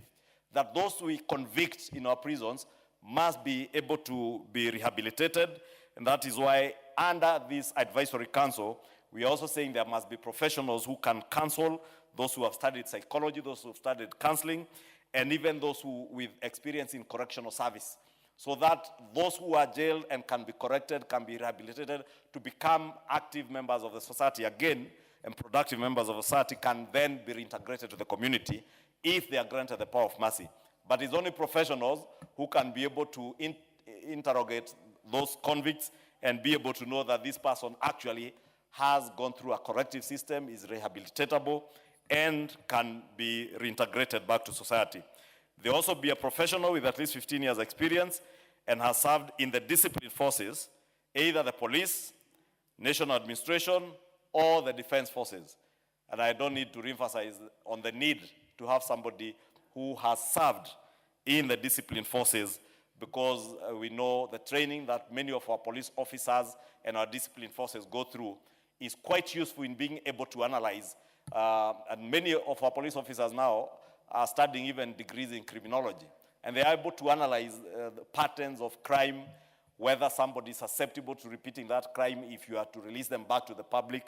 Therefore, this advisory council has all those professions, and this council will serve for one term of only 5 years. This one term of 5 years is to make sure that, again, we do not become accustomed to serving in a position. Everybody gets to know that this and that person are the ones in the advisory council, and they start influencing them to release or offer the power of mercy to people who otherwise would not deserve. So you only do one term of 5 years, is a part-time job, not a full-time job, and you exit and allow other Kenyans the opportunity to serve in this power of mercy advisory committee. Therefore, Honorable Speaker, because the mover has laid out everything that is contained in the bill, I need not repeat everything that has been said and has been provided for, because the mover of the bill has done that very well. And this bill, Honorable Speaker, has gone through public participation. I am sure the members of the JLAC committee, our Justice and Legal Affairs committee, and the mover has captured some of the issues they got, the feedback they got from the public participation. They were very diligent. And I must thank them, because actually almost all the members of Sir George's committee, I think, are lawyers. And therefore, they have been able to interrogate this bill and engage with stakeholders from the National Police Service, our prison services, the correctional services, the Ministry of Interior, specifically the State Department for Correctional Services, and even members of the public who have to deal with criminals out there and deal with criminal acts. And all those issues have been raised. The report that the committee tabled, I had a look at it and captured very many issues, including the National Intelligence Service. And you see the bill also provides for actuarial assessments so that every decision that is made based on data and statistical data that can help. And therefore, Honorable Speaker, let me thank our members of the JLA committee for the very great work that they put in considering this bill. Honorable Speaker, we must also make sure, as we enact this bill, and I know many members will be proposing amendments, that there must be certain crimes. You know, we have a very robust constitution. This 2010 constitution gave every crime in this country, made it bailable.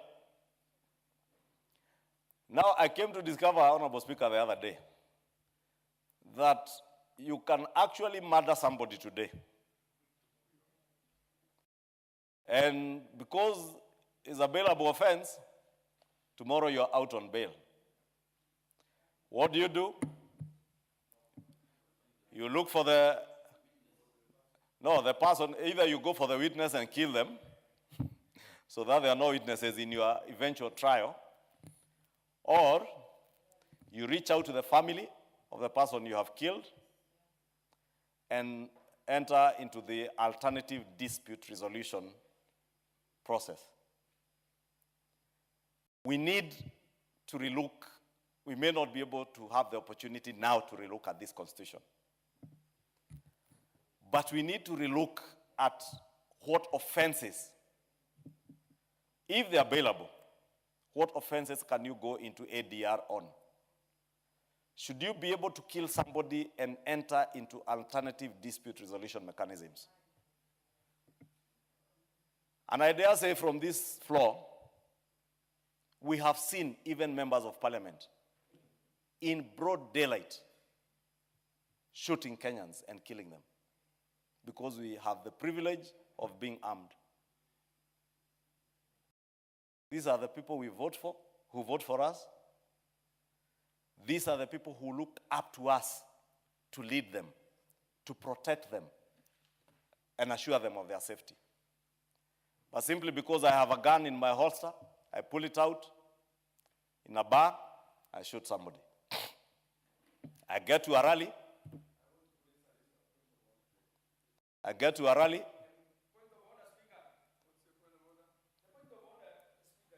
Police do not kill. They do not shoot. We have not heard of anybody being condemned and either convicted of shooting. No, there are courts of law which convict somebody if he is found to have committed a crime. That's as per the penal code. And nobody has been convicted in this among the MPs. So when we say somebody has been accused shooting, it's only when one is convicted and... Order, Honorable Member. Order, you're out of order. Thank you, Honorable Speaker. I actually did not see what was out of order. So just tell the member for Imenti Central to relax.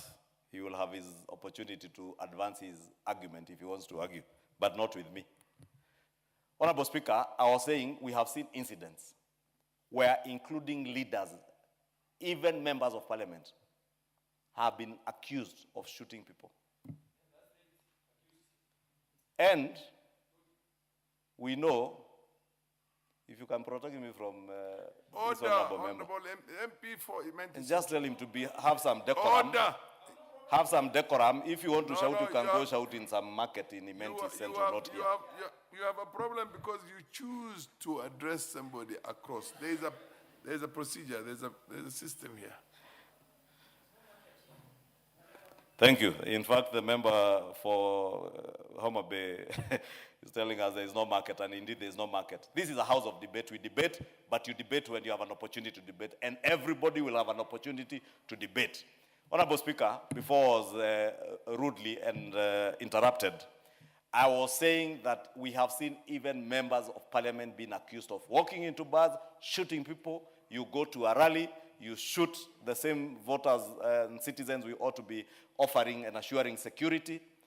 Then, when those issues go to court, because we are people of means, and unfortunately, the people who end up being shot and die are not people of means. We end up following those families, going for alternative dispute resolution, and we get away with crime. And for me, it does not matter whether you are a member of parliament, whether you are a minister, whether you are a governor, nobody has a right to take life. Nobody has the right to take anybody's life. And if, as a leader, as a member of parliament, I shoot somebody, I should be treated like any other criminal who shoots another Kenyan and kills them. Honorable Speaker, I was saying that because we must now begin to relook into many of these laws. Because we have this constitution, as I said, that became very generous. As I said, you kill somebody, you're out on bond, you eliminate all the witnesses. That is the danger that we are living in. And it is only us who can protect our nation and our citizens. Even in the United States, where we largely borrowed this constitution from, I hardly ever see bail being dished out to murder suspects the way we do it in our courts here. Fact of life. And many other jurisdictions in the Commonwealth. But because of how activist we became as a country, and we were led to enacting this constitution after many years of activism, probably we became too overgenerous. I'm just saying it is food for thought, because it is us who will offer solutions to these issues, not any other person out there. Honorable Speaker, in closing, because I said yesterday, everybody now is speaking about goons, and it's the most fashionable thing to say today. And in fact, even in political circles, pointing fingers at each other, you are the one who has goons, you are the one who has goons, is the most fashionable things. In fact, I saw a group of leaders from the opposition yesterday, and I think it's the Honorable Mother Karua who read a statement, asking for ICC to come and investigate this phenomenon of goons. Unfortunately, some of the people standing behind Mother Karua are the people who have been moving around in Nyanza with goons carrying machetes. Then you are telling us you've now become Holy Joe. You can stand behind Mother Karua reading a statement talking about goons.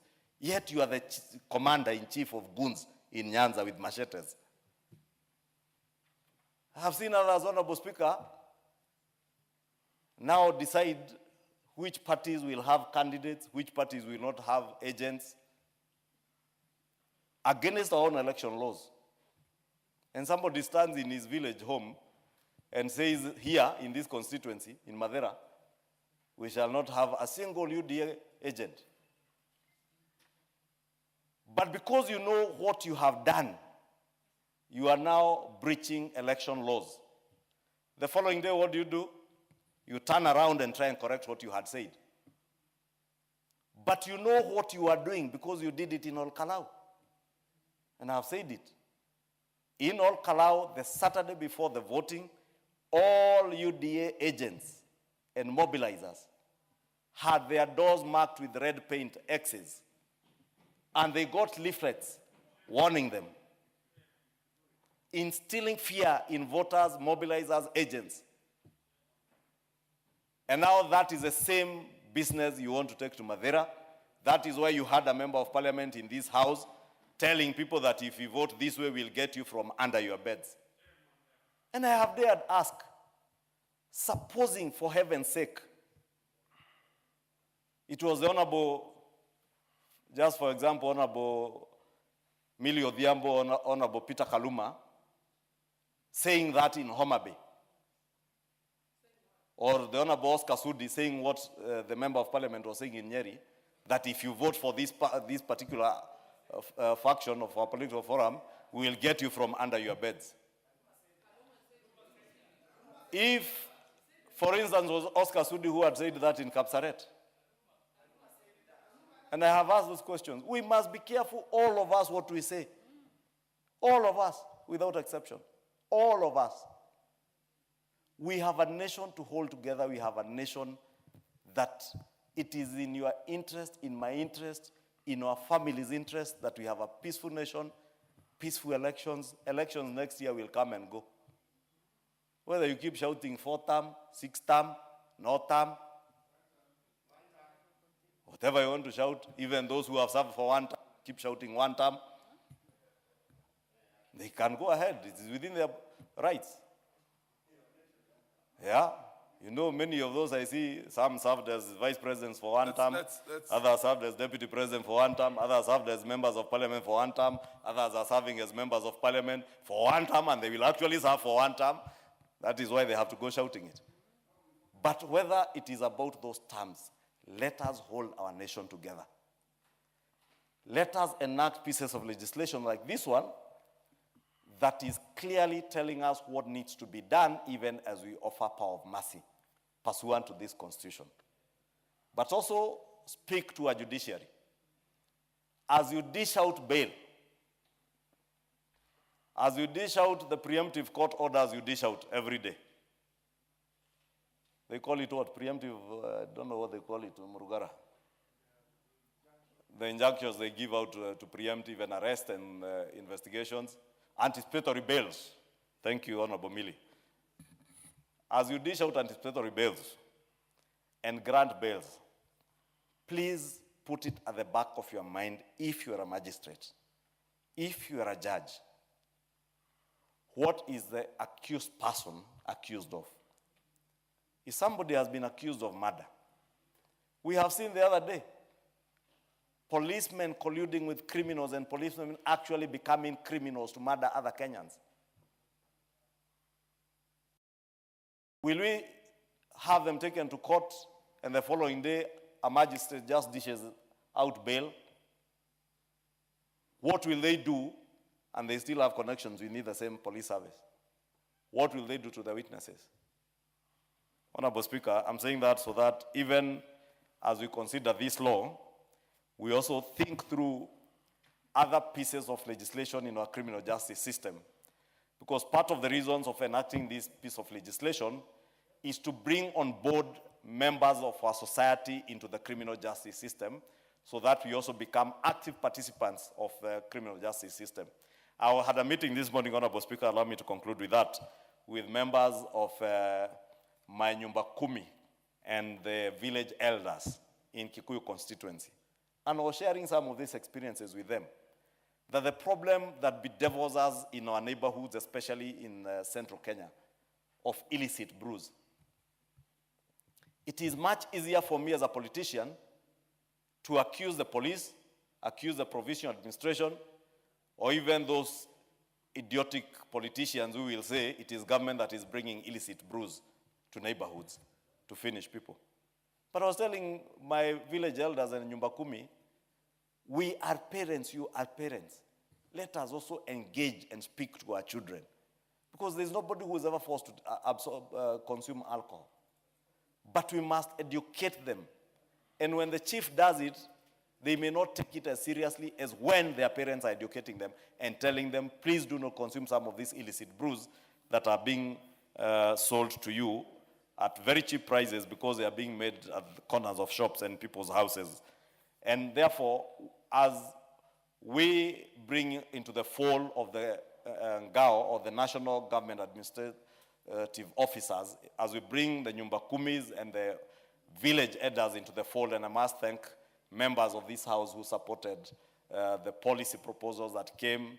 Honorable Mwengi Mutuse, you remember, is his motion that brought to the realization what now the President and the Ministry of Interior has been able to actualize in paying a bit of stipends to our village elders. As we bring them into the fold, we need to make sure that we also educate them on the provisions of some of these laws.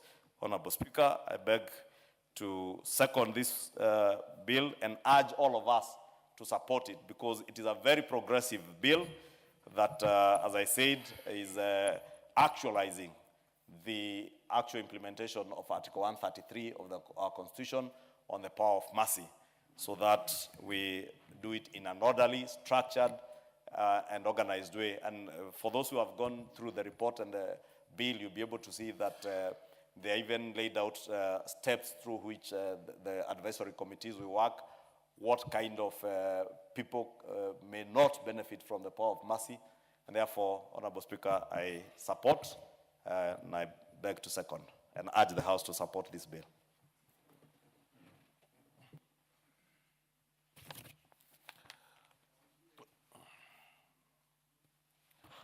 Honorable members, I now propose a question that the Power of Mercy Bill, National Assembly Bill number 56 of 2025, be now read a second time. Yes, Chairman Murugara. Thank you. Thank you very much, Honorable Speaker. Honorable Speaker, allow me to laud the Deputy Chief Whip, who has ably moved the bill, and also the Leader of Majority, who has ably seconded the bill, such that today we are here to debate a very important piece of legislation, the Power of Mercy Bill, which does several things for this country, which things are very important. May I go on record rectifying or informing the Leader of Majority that on the 28th of February 2019, in this 12th Parliament, I had actually brought a motion on the village elders, which was successful, and Honorable Mutuse's motion on village elders borrowed a leaf from what I had brought that particular time. But all of this is commendable because our village elders today are drawing some stipends. Allow me also to explain to those who are here what exactly this Power of Mercy Bill is, because in essence, we are repealing a law known as the Power of Mercy Act, Chapter 94 of the laws of Kenya. In our history, it's curious when we are told that sometime in 1975, after the elections of 1974, a gentleman by the name Paul Gay lost a petition against him on the basis that he had conducted some witchcraft on some voters, and therefore he was guilty of an election offense. We read from the history books that one afternoon or one morning, he visited the president of the country, Mzee Jomo Kenyatta, and reminded him of many things, right from Kapenguria to where the country was that time. And he said he had to be forgiven. The word used is actually forgiven.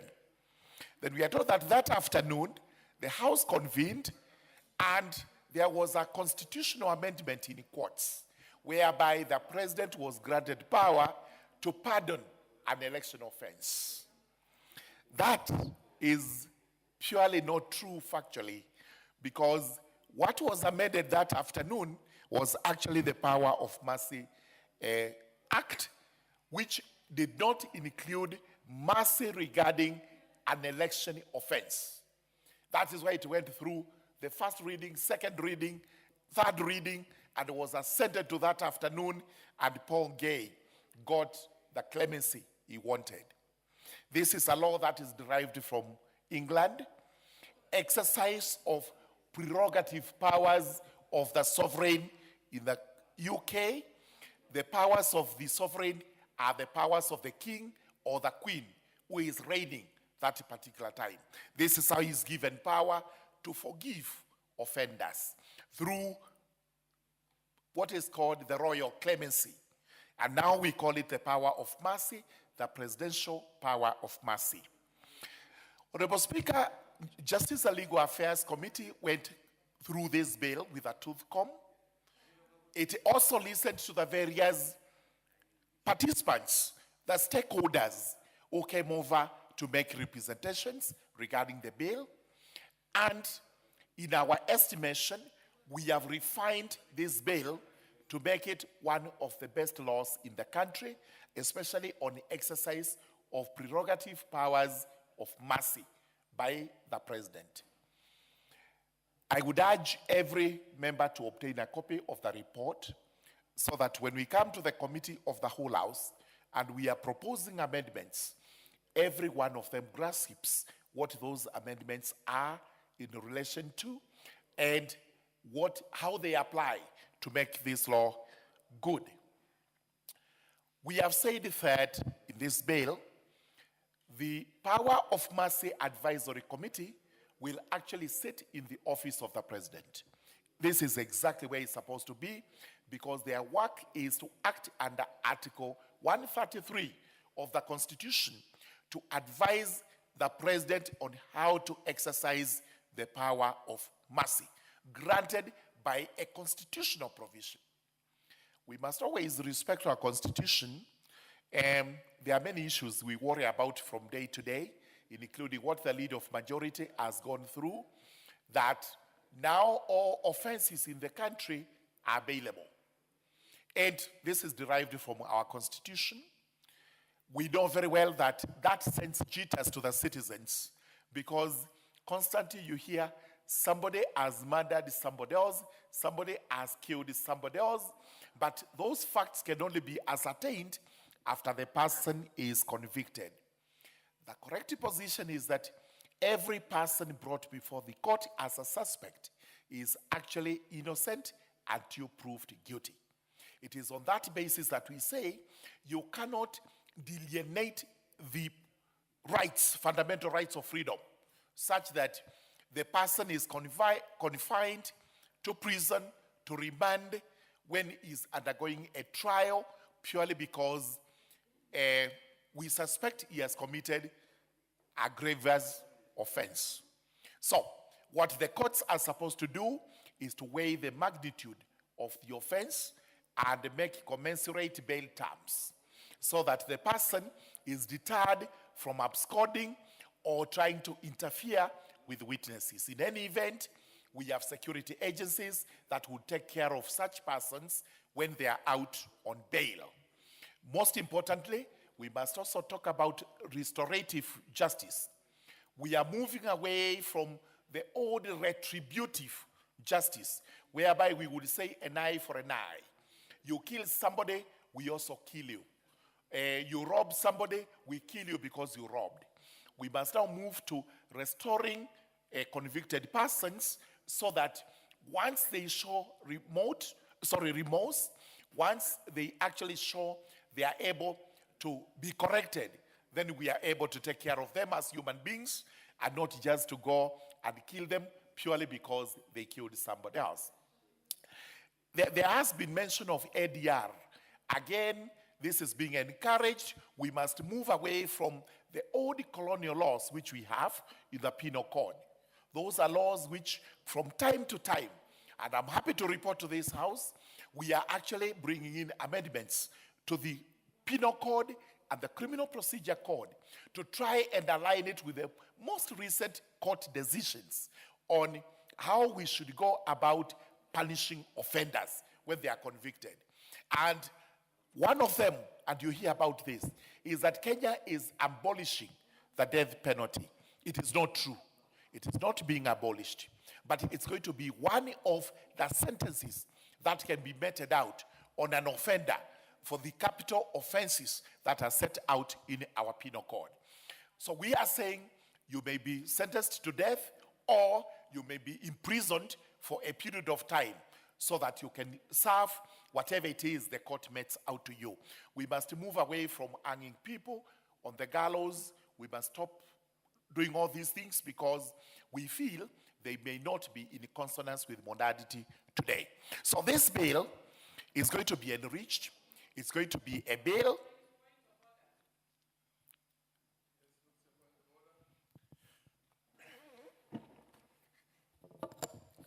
Thank you, Mr. Speaker. I'm sorry for interrupting the chair as he's speaking, but would the chair just be clear, because he seems to be contradicting himself on the issue of the death penalty. On the one hand, he's saying that we are doing away with the death penalty. On the other hand, he's saying we are not doing away with the death penalty. I'm very keen because I'm a proponent of abolishment of the death penalty.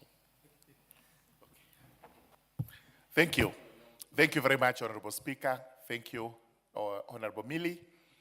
This is what we are going to do soon, and we are bringing the report, and the bills are going to be read a second time. What we are doing in essence is to amend the penal code and provide for punishment for capital offenses. Remember, the courts have ruled that the mandatory death penalties are constitutional because the court must always be given a discretion. It cannot be told, you must do this. That's what the judges have said. So the discretion is going to be this. We will remove the mandatory nature of the death penalty, but it will remain.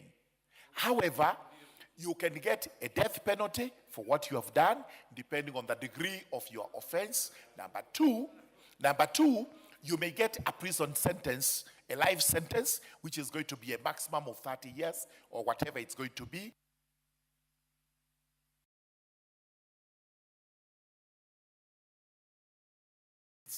Just to explain to Millie, what you are saying is we will have degrees even of murder, of robbery, of robbery with violence, etc., the capital offenses. So that if yours is first degree, you may get death sentence. The court has a discretion. If it is the second degree, you may get a life sentence. The third one, etc. The last bit I need to explain, even to the leader of majority, is what are called plea bargains. That's what he was saying. You get into ADR when you are actually charged. It is allowed in law. You can get into a plea bargain, and there are terms including restitution, that is trying to pay back to the people, and then you're charged not with murder, but with manslaughter, and you get a lesser sentence. Those are all called plea bargains. They are allowed in law. We cannot dismiss them just because they appear to be lenient. But remember, we are moving towards restorative justice, not retributive justice. This is what modernity is calling upon us to do. I beg to support this particular bill. Thank you very much.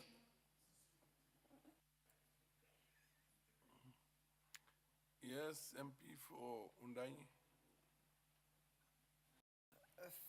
Thank you very much, Honorable Speaker, for giving me this opportunity to add my voice on this very important bill, the Power of Mercy Bill that helps us give effect to Article 133 of our Constitution. Honorable Speaker, I want to laud the committee that looked at this bill and brought up a report to the House. Indeed, this is a bill that is of great importance. We know that as it gives effect to the power of mercy that the President has to pardon anyone who has been in prison, has been jailed, who has served a sentence that, and already they are very remorseful, they've been able to be rehabilitated, and they have shown that they are able now to come back to the community and live a peaceful and harmonious life with the rest of Kenyans. Honorable Speaker, as I stand here this evening, it is true that we have very many Kenyans who have been in prison for very many years. We know of people who have been in prison for serving life sentences. We know of people who were initially were to face death penalty, but because of what has been described here, that the death penalty in the country as it is today, most of them are there serving life sentences. They have lived in prison to a point that they have been, they're fully rehabilitated. They are fully, they have been able to be extremely remorseful in what they did, and therefore they are back to normal in terms of they can come back to the community and engage in meaningful life and rejoin their families, Honorable Speaker.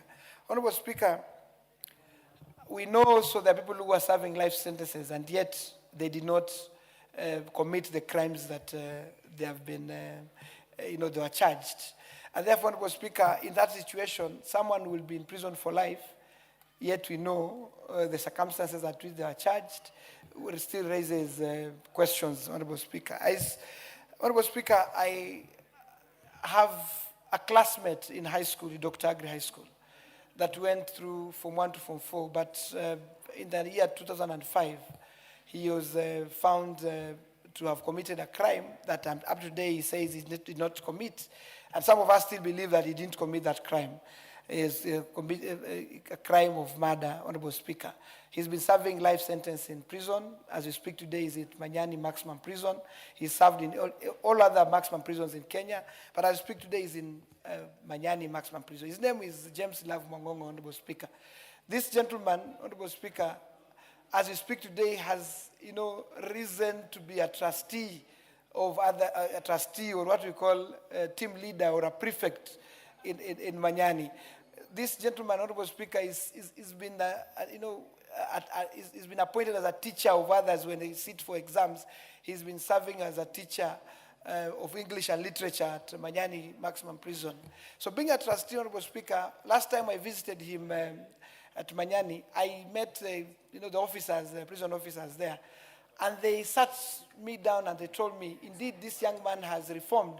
This young man is today, he needs to, he's been pursuing this power of mercy. But because of the challenges of getting this pardon, Honorable Speaker, it's become extremely difficult for him to access this, constitutional provision that he can be pardoned, Honorable Speaker. And therefore, Honorable Speaker, this bill comes in at the right time, because the ambiguity that has existed now will be resolved by this bill that we are passing today, Honorable Speaker. And therefore, Honorable Speaker, this bill, and I want to laud the mover of the bill, Deputy Majority Leader. She has indicated here, Honorable Speaker, that the advisory committee that will be set up will be able to, be set up with the caliber of people who will be able to look at, the attitude, the reform, the mindset, of this prisoner, Honorable Speaker. And therefore, Honorable Speaker, when they recommend to the President that the person to be pardoned has reformed, then the President will not hesitate, but of course extend that power of mercy, Honorable Speaker. And therefore, Honorable Speaker, I truly want to support this bill. I truly want to say that we need to support this bill and pass it as fast as possible, so that then those of our people who are suffering in prison, who would benefit immensely from passage of this power of mercy bill, will be able to benefit and rejoin their families, Honorable Speaker. It is very difficult for families that have, people in prison that have, who are serving life sentences. And therefore, Honorable Speaker, this power of mercy bill, we need to pass it as fast as possible so that we can help many Kenyans to access the presidential prerogative of offering a power of mercy. I stand to support, and thank you, Honorable Speaker.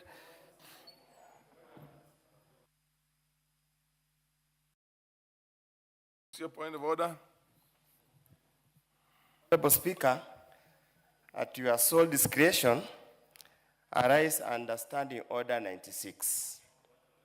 Considering the importance of this bill, to be honest, colleagues, that at the appropriate time, and also considering the provisions of Standing Order 35, that you give direction on how to proceed, considering the importance of this bill and its far-reaching consequences to the penal system of this country and the lives of people who find themselves either wrongly or rightly in the wrong side of the law. So I just wanted to give direction either under Standing Order 35 or Standing Order 96. Look, thank you, Speaker. No. If you want to adjourn debate on this until a further time, then you rise under 96. And what actually it says that the debate be now adjourned. You go full blast in it. Okay. Honorable Speaker, in view of the importance of the bill, I seek your indulgence that we adjourn this debate pursuant to provisions Standing Order 96. You say, I rise under Standing Order number 96. I rise under Standing Order. That the debate be, just read it. I rise under Standing Order 96 that the debate be now adjourned.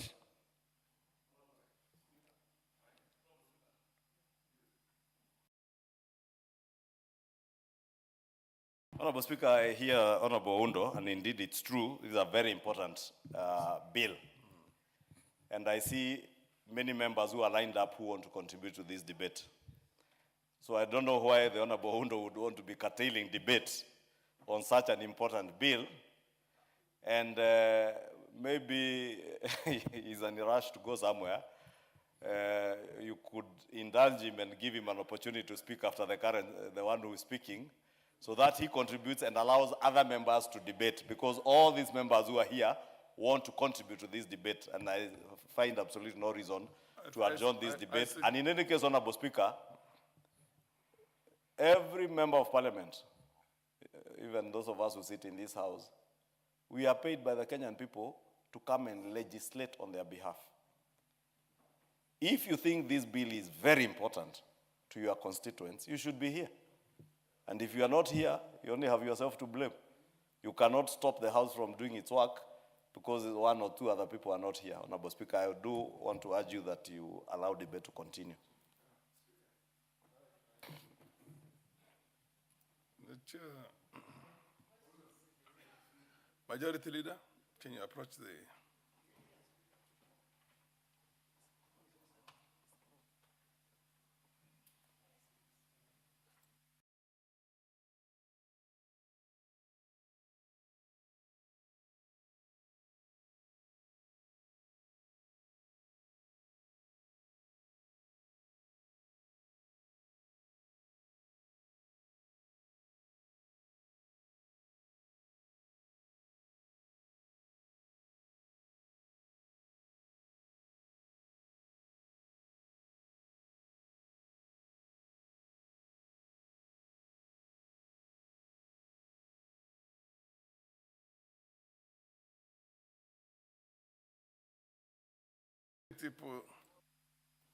Opportunity for small consultation between the members.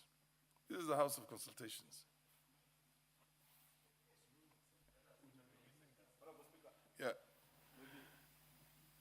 Yes. Honorable Speaker, you know the beauty with dealing with very mature legislators like Honorable Undo is because we consult across the aisle. And I have understood his concerns, and I have assured him we are not going to close this debate today. We will continue with the debate. We allow those who want to contribute. And I know there are one or two other people who had, he says, had expressed interest to contribute. We will not close debate today. And therefore, I will not be replying to this bill today. Honorable Speaker, I will just beg your indulgence that when the last person to contribute contributes, you now adjourn until the next sitting of the House to allow any other member, the ones Honorable Undo mentions, may want to contribute. The rules are clear. Order, honorable members. The rules are clear. When the member stands on standing order number 96, unless the speaker is of the opinion that this is a frivolous, with bad intentions, maybe to curtail the minority, then the chair puts the question. So then the question can be, if you defeat the question, then that's it. You continue with the debate. And then it's up to you again at an appropriate moment to raise the same. You know what I mean? But if you continue and you all discuss it, the chair has no option than to put the question. I hope you understand what exactly, how this thing works. You put the question whether to adjourn or not. I have no any other recourse other than to put the question right now whether debate should be adjourned. But if that is defeated, let's assume for argument's sake it's defeated, you continue with the debate. But should you wish again to adjourn, somebody has to rise again on the same, under 96. Other than the person who, you can't rise again, yes. Otherwise, if you all contribute, or whoever is interested in the list contributes, Should be 7 by the time. then of course the chair has no option but to put the question again. You know what I mean? And conclude the debate. So now you understand what you, there you go. I now put the question that, order, honorable members. I now put the question that debate do now adjourn. As many of the opinions say aye. As many of the contrary opinions say nay. The nays have it. The nays have it, yes. Nays, whatever. Okay, the nays have it. And now the next person is one Joshua Kimilu from Katie. Thank you, Mr. Speaker. Mr. Speaker, I want to take the opportunity to thank for the opportunity given to contribute to this important motion, Mr. Speaker, which is very important to our country, Mr. Speaker. And as a lawmaker, Mr. Speaker, I want to say that I came up with a bill in this House, and I want to thank the members of supporting my bill, which went through, Mr. Speaker, and was signed to become a law by the President, Mr. Speaker. So, Mr. Speaker, I want to say it's not easy to make a bill and to go through to become a law, Mr. Speaker. Mr. Speaker, my contribution is that I want to, before I support, although, Mr. Speaker, I know I've seen some areas whereby I think when we go to the Committee of Whole House, I'll make an amendment to this bill, Mr. Speaker. But for now, Mr. Speaker, I want to support the bill by saying that, Mr. Speaker, one, this bill is very important because it will modernize the system. The bill clarifies Article 133 and replace the outdated CAP 94, Mr. Speaker. It removes us from arbitration pardons to our structures accountable framework, Mr. Speaker, which is very important, Mr. Speaker, to our country. And Mr. Speaker, as members of parliament, when we are here to make laws, we also need to see how we can modernize the laws, because our constitution was made in many years ago, Mr. Speaker, and some of these laws may be taken by event, and when we modernize, we also make a progress to our country, Mr. Speaker. Mr. Speaker, also this bill, Mr. Speaker, it focuses on rehabilitation and not just punishment, Mr. Speaker. Mr. Speaker, the guiding principle promote rehabilitation, community involvement, Mr. Speaker, and also social support for the reintegration. Mercy should be for formed offenders who show remorse, Mr. Speaker. Mr. Speaker, we don't even wish our people, Mr. Speaker, when they go to jail, Mr. Speaker, we wish them to get reformed. And when they come back and join the society, we want them to show the society that that they are reformed, and also they continue building the society together with other people, Mr. Speaker. Mr. Speaker, also the same bill will also reduce it will also reduce the prison overcrowding and the cost, Mr. Speaker. Mr. Speaker, when I was doing my research, I found that every inmate, Mr. Speaker, spends 87,600 per year, Mr. Speaker. And Mr. Speaker, you see some of the offenders, Mr. Speaker, they go in there and they change. Like there's a guy from my constituency who was sentenced to death, Mr. Speaker. And he go there and get reformed. He became a very great pastor, Mr. Speaker. And when he was released and come back to the community, Mr. Speaker, he brought a big change in my constituency, Mr. Speaker. Today, he's a pastor, and he has mentored many youths, Mr. Speaker. And he defended many people to even indulge in criminal activities, Mr. Speaker. So, Mr. Speaker, when I'm saying this bill, Mr. Speaker, I know it will also go to help many people and the crowd which is in our cells, Mr. Speaker, and also create space for the others who now, Mr. Speaker, do some crimes and they are taken there to get reformed, Mr. Speaker. So, Mr. Speaker, I want to say that this is a very important bill to the country, and I support, Mr. Speaker. But further, Mr. Speaker, I don't want this bill, the changes we are doing to this bill, Mr. Speaker, I don't want it to create or encourage people to do offenses knowing that they will be released when they change, Mr. Speaker, because some of them cannot even pretend that they have changed, Mr. Speaker. But, Mr. Speaker, I want to say that we also need these people to be, some of the people to be removed. They create space for the others, Mr. Speaker. Because, Mr. Speaker, you have seen what happened over the weekend when we went to Homa Bay, Mr. Speaker. Mr. Speaker, I was there. We were badly attacked. Even today, Mr. Speaker, I have not healed from what I saw that day, Mr. Speaker. So we also want some of the inmates to be removed from the cells to create a room for Honorable Karuma and Gladys Wanga, because they need to be taken to the Speaker. Order. You're out of order. You are out of order. Cannot discuss a fellow member of parliament here without a proper motion. There are rules in the House. This is order. The Honorable Sunkuli, Julius.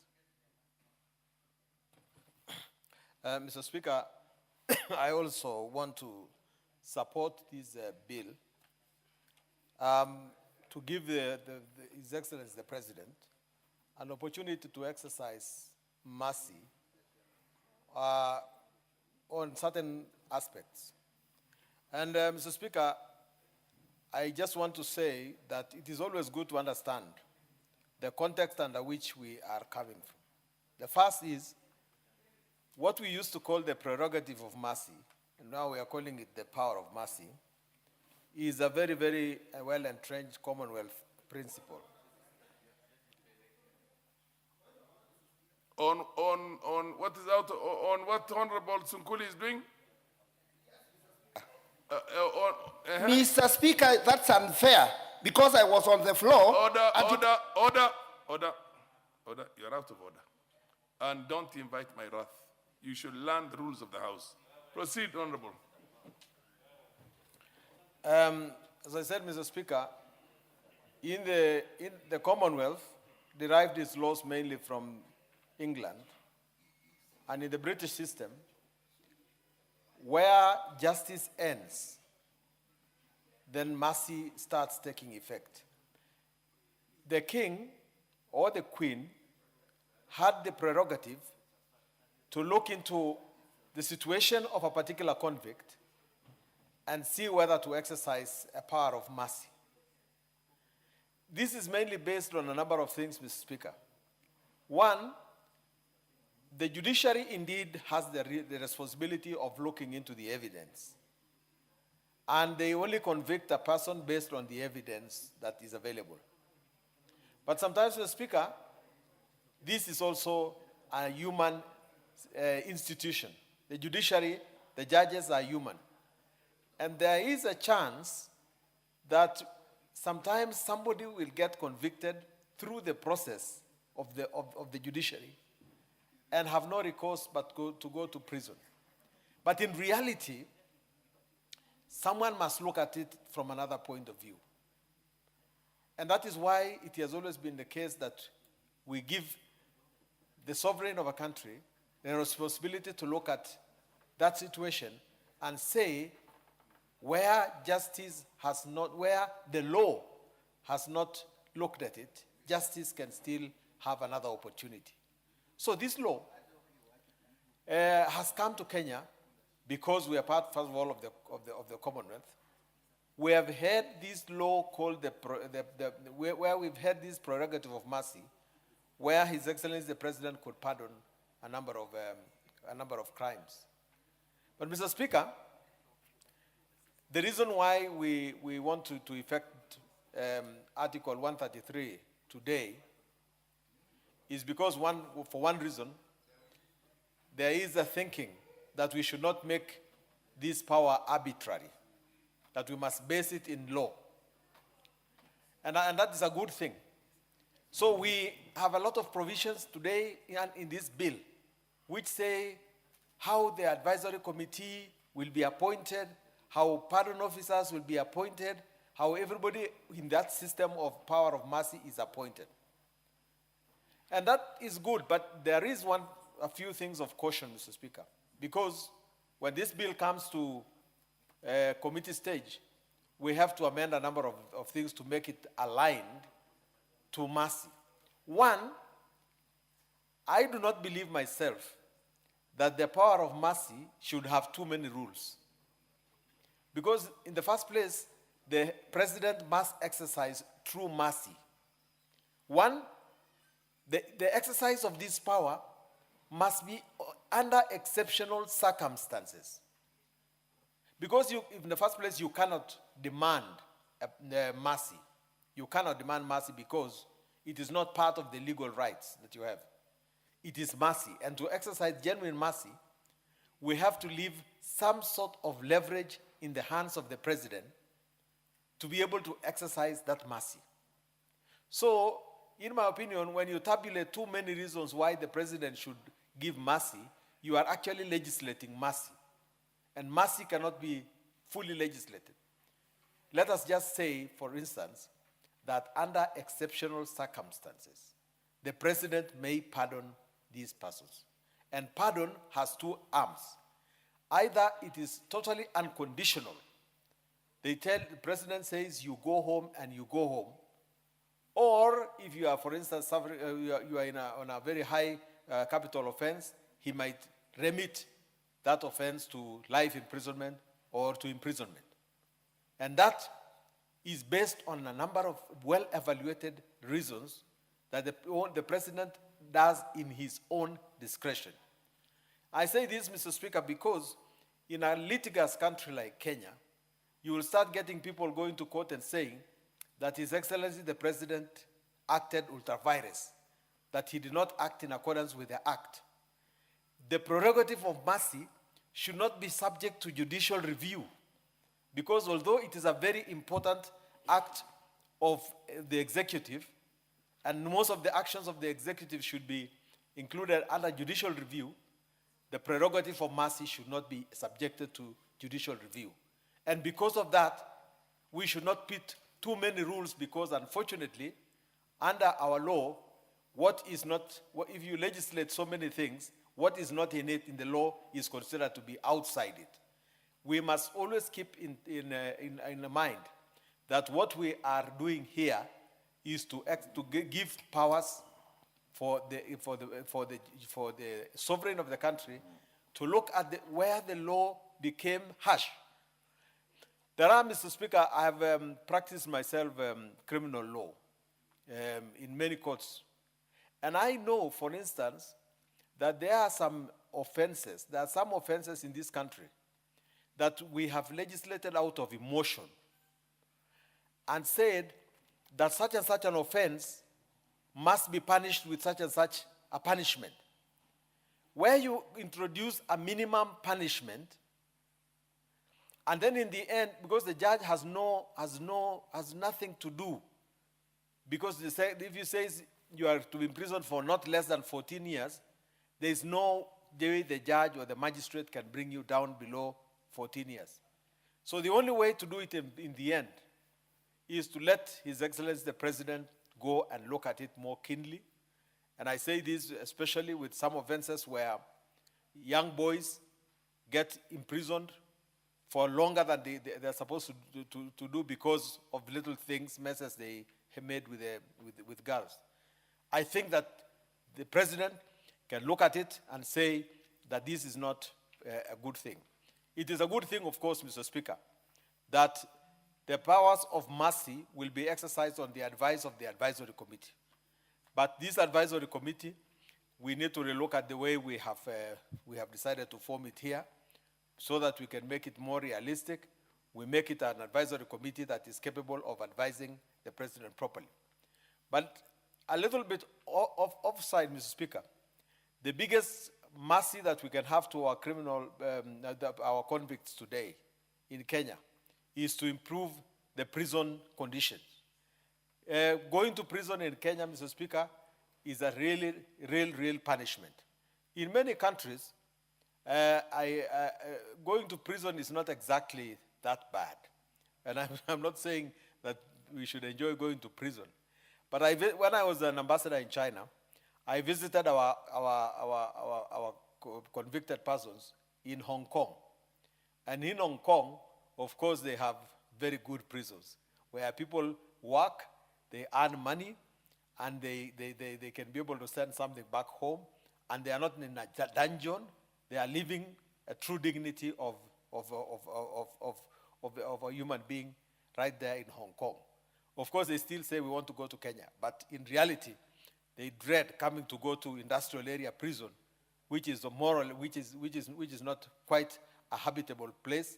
The food is horrible, the accommodation is bad, and we should now look at the way we improve our prisons so that, in fact, as those who do not succeed to get the prerogative of mercy exercised on them do not get an inhuman punishment.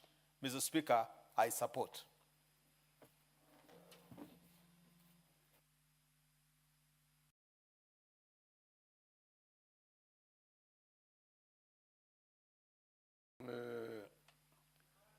The Honorable Milo Diambo. Thank you, Mr. Speaker. Mr. Speaker, I do support with amendments. And Mr. Speaker, from the beginning, I just want to say that this is a good bill which is anchored in the Constitution. I would want to say, though, that I wish that we stuck with the issue of prerogative of mercy, because whenever you talk about power, power has a tendency of being misused. I wish we focus more on responsibilities than on power. Mr. Speaker, I also just want to say, maybe just before I make very brief comments on the bill, even in response to what the majority leader had spoken about, that we are all presumed innocent until proven guilty. And so whenever you actually have a case where people are given bail, and I know because we have been customized to a situation where people are charged before, even for murder, that they will be kept in forever. But Mr. Speaker, that process was really abused in the past, and it was abused because you'd find that somebody would accuse another of murder or robbery with violence, and it's not bailable, and somebody stays. Mr. Speaker, I know a person who stayed in custody for 10 years and then was eventually found not to have committed the offense. And that is why those of us who are founders of the Constitution said that we needed to do away with it. Mr. Speaker, the other issue is that I'm very uncomfortable where we have ADR on serious crimes or felonies. I know in some communities it is practiced, but I don't think we need alternative dispute resolution in issues of murder, unless we are talking about manslaughter, but not murder, which is premeditated. Mr. Speaker, I just wanted to mention just a few things in this bill. Number one, I'm very uncomfortable with the definition of vulnerable offender. Maybe we need to relook at it because I don't understand a vulnerable offender, that a person who is 60 years is a vulnerable offender. What makes one vulnerable offender? I will soon be 60 years. What makes me vulnerable? If I come in here and shoot people, why am I vulnerable? I think maybe if it's somebody who is older. Another thing is also that I'm seeing that we are saying that a woman who has a child, children who are below 2 years is a vulnerable offender. If I'm a mother and I have a child who is 2 years old and I go and I shoot my neighbor, I premeditate and kill my neighbor, and I do not have postpartum depression, what makes me vulnerable? I think what we need to do is qualify and say that maybe if it's proven that that person also has postpartum depression. Mr. Speaker, I think the other thing that I'm uncomfortable is that we say that the victim's views may be considered. Mr. Speaker, I am unapologetically a stronger supporter of victims than offenders. And the reason why I am, and I brought the Victim Protection Act and sponsored the Victim Protection Act, is because our justice system pays much more attention to offenders than to victims of crimes. It's like it's almost very, fanciful to become an offender. But what do we think about the victims? Like in the case that we saw in Homa Bay, I really felt sad for that family in Shauriako Estate. I know I grew up in Homa Bay. I know what Shauriako Estate is. It's a semi-slum. And you could see from the condition that that mother, who is a widow, has left behind young children. She's Ugandan. The husband, people have refused to bury her. So they are thinking of transporting the children to Uganda. And I'm wondering, then what happened to the children when they remain here? But who are we thinking of? The offender. They have a right to a hearing. They have a right. I'm not saying they shouldn't have it, but what about those children who have been left without a mother? The system must also think very clearly about victims. And therefore, the views of the victim must be mandatory when you have such a case. And I want to disagree with my good brother, Senior Counsel Honorable Sunkuli, that the power of mercy should actually be, there should be guidelines. Because we know ourselves as Kenyans, very quickly it will be politicized, and you'll find in cases like in Homa Bay, where we know the people who have planned, we know the people who got the goons. I come from Homa Bay County. We know it's in the public domain. Tell me one who has been arrested. And assuming they were arrested, charged, and jailed, politically we will exercise the power of mercy. So it must be subjected to rules and guidelines so that the prerogative of mercy should also be subject to judicial review where it is abused. Because otherwise in Kenya, everybody will be let go if I know and I can bribe my way, or I can talk to, this culture of let me talk to so and talk to who in Kenya, let us follow rules and stop talking to people. Let the people who talk are the people who talk to God in churches and speak in tongues in churches or in mosques where people pray. But the rest of us, let us follow rules. Mr. Speaker, the other thing I just wanted to say, I didn't want to interrupt Honorable Sunkuli, but there is a little bit of an issue with the Children Act, where you have children of similar ages who have sex with each other, and they are punished. For that one, it would be good for us to bring an amendment to the Sexual Offences Act, but not like what I was seeing in our groups or elsewhere, where we're saying that there are people who are here wrongfully, offended. Especially these days with social media. Somebody probably murdered, and people who are psychotic, they are excellent at lying. They can concoct stories. They have killed, they have murdered, then they give a very sad story, and because we're also looking for viewership, we go and put this story, and people don't interrogate. They say, oh, this poor person was wrongfully convicted. If you are wrongfully convicted, there is a judicial system. There is a review system. There is an appeal system. What we need is to enhance legal representation for such persons so that people don't get to be wrongfully convicted. But if we leave it free, Mr. Speaker, everybody will come up and say that they were wrongfully convicted. And it should be we should not actually exercise this power of mercy for very grievous offenses, including offenses such as murder, including offenses such as robbery with violence, including offenses such as rape, and especially of defilement of children. We should not allow such things to be under the power of mercy. And I was looking carefully, if you have left that, I've not seen it. And Mr. Speaker, I was also seeing in the definition we have actuarial assessment. And I'm seeing that the actuarial assessment may be used to deal with or to inform persons who deserve mercy. And Mr. Speaker, or to look at to determine recidivism. Mr. Speaker, and I would want to add that even though I'm a lawyer, we should not use such tough words in this bill. Because in Omabe, we have a challenge, pronouncing tough words.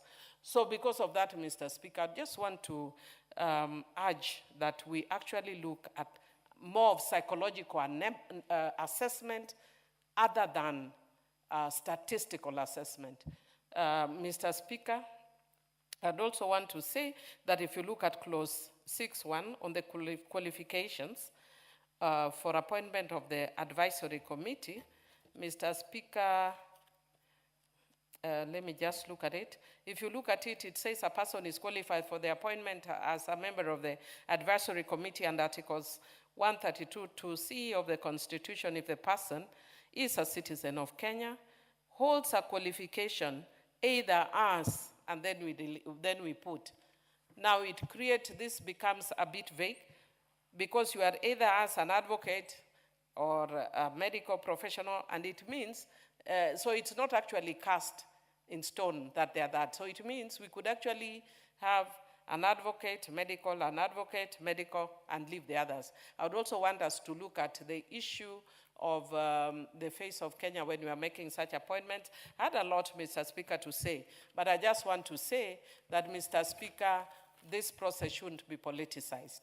And going by actually what we have seen more recently in Homa Bay, the kind of violence that was meted against our people. And Mr. Speaker, with those few remarks, I wish to support with amendments.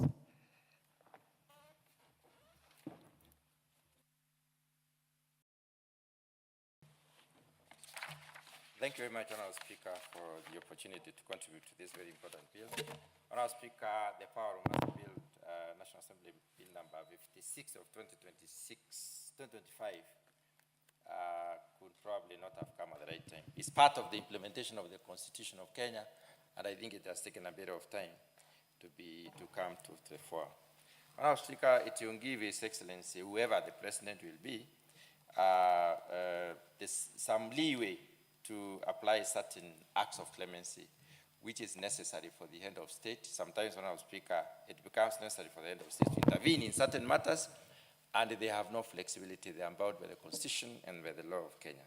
But the elaboration of this particular article of the Constitution in form of law is progress in this country, and I'm happy that the team, the Parliament, is going to be on record for having come up with a law on power of mercy.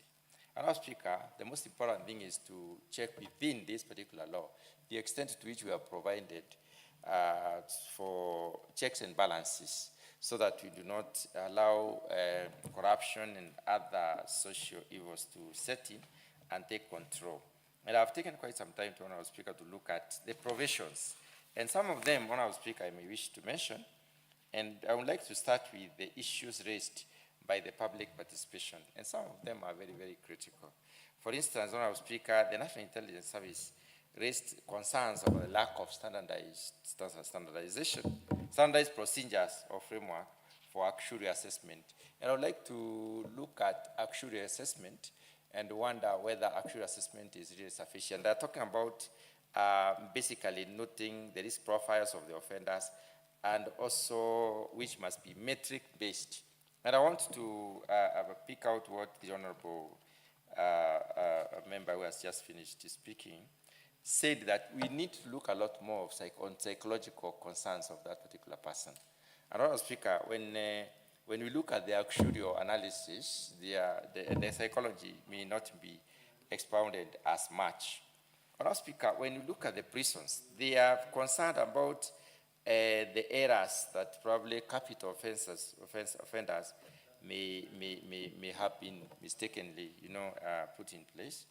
And they have basically looked at how have we done the alignment with the penal code, so that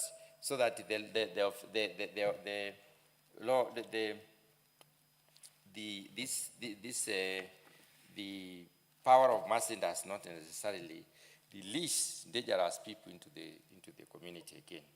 Honorable Speaker, there are several stakeholders, others like LSK and others, but I want to point out what came out from the Witnesses Protection Agency and even the Media Council of Kenya, who requested that clear mandate on data analysis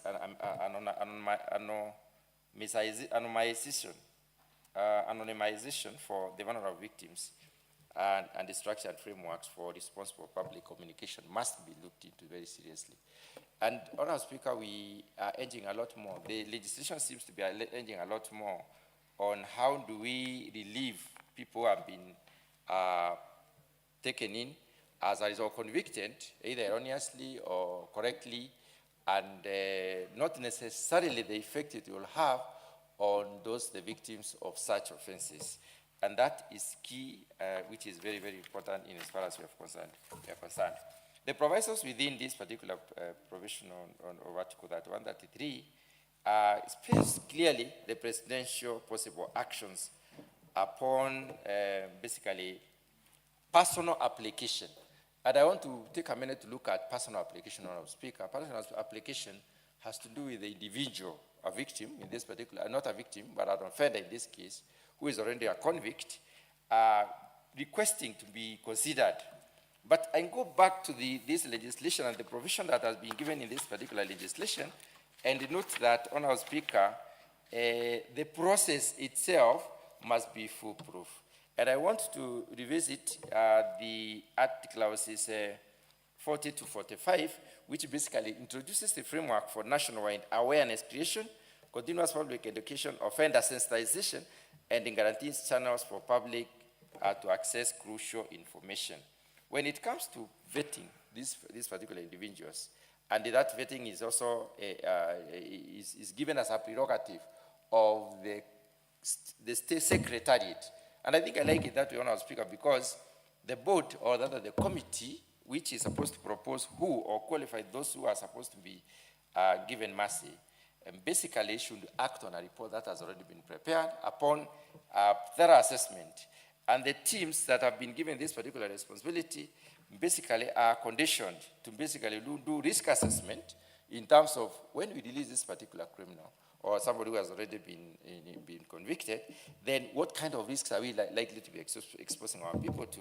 And also maintaining clean records thereafter. So, Honourable Speaker, they must be very well vetted and then genuinely, reformed offenders to be able to assess the extent to which the assessment has captured the genuinity is not something that can be done in a hurry. It's not something that can be done very fast.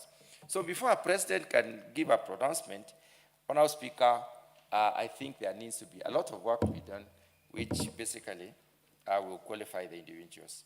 The president has several options. The president can basically delay punishment. I believe this is when the case is going on for an indefinite or a set time, can say maybe for 2 years or for 1 year or for indefinitely. The president can change punishment to a less severe one, and the president can also remit a punishment to something either to partially to be effected partially, not really to be completely taken up.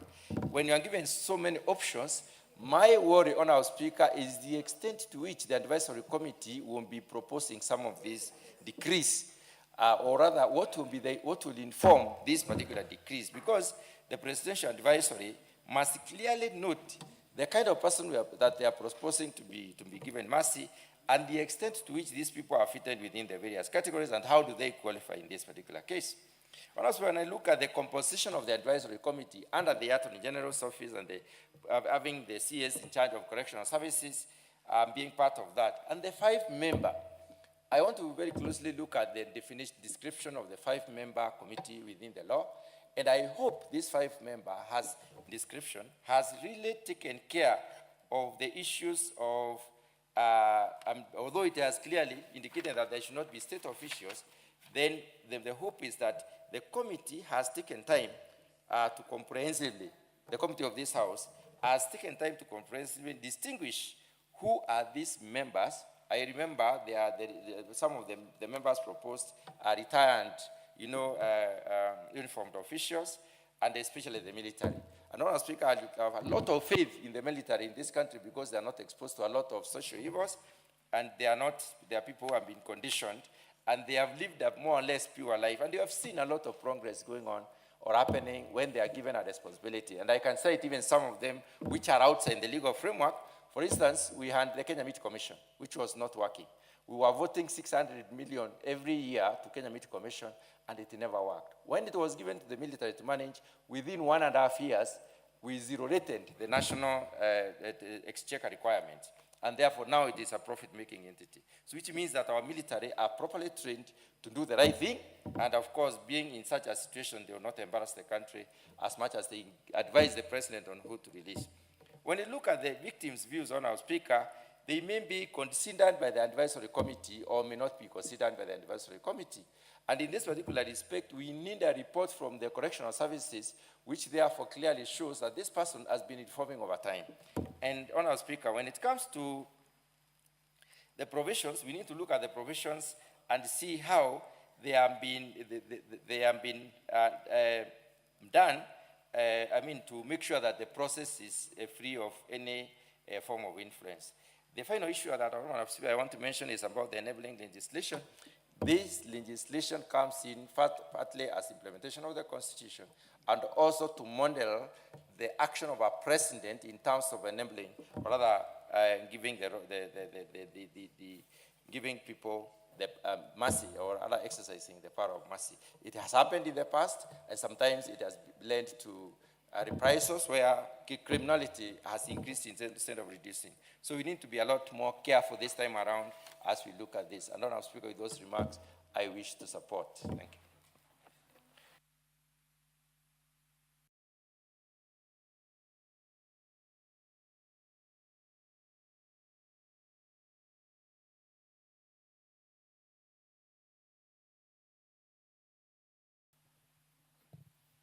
The Honorable Kuria Kimani.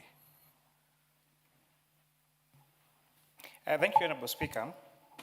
Honorable Speaker, from the onset, I would like to give my voice to this and say I am fully support of the Power of Mercy Amendment Bill of 2025 as sponsored by the leader of Majority Party, the great member for Great People of Kikuyu, the Honorable Kimani Ichung'wah. Honorable Speaker, this particular bill is giving full effect to Article 133 of the Constitution. It is providing a clear and transparent and accountable framework for the exercise of presidential power of mercy. It is going to be free or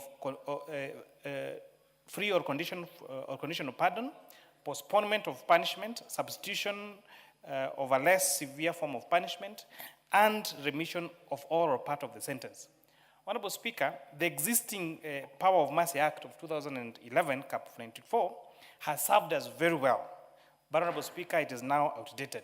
This bill is therefore seeking to modernize the system, strengthen the Power of Mercy Advisory Committee, and, Honorable Speaker, introduce clearer eligibility criteria that embeds victim participation, enhances reintegration and public safety protocols. Honorable Speaker, this particular bill is seeking to provide for the following provisions.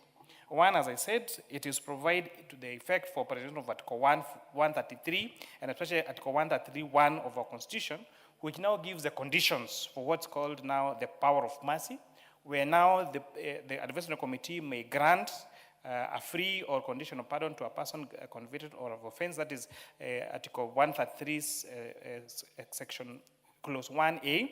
B, postponing the carrying out of a punishment either for a specific or identified period. C, substituting a less severe form of punishment. Or D, remitting all or part of the punishment, Honorable Speaker. In addition to what the bill is going to do, in addition to Operation Article 133(1) of the Constitution, it is seeking to provide for the composition, appointment, tenure, which is giving a single 5-year part-time period. It's also giving, providing for what the qualifications are going to be, the functions and the powers of the advisory committee.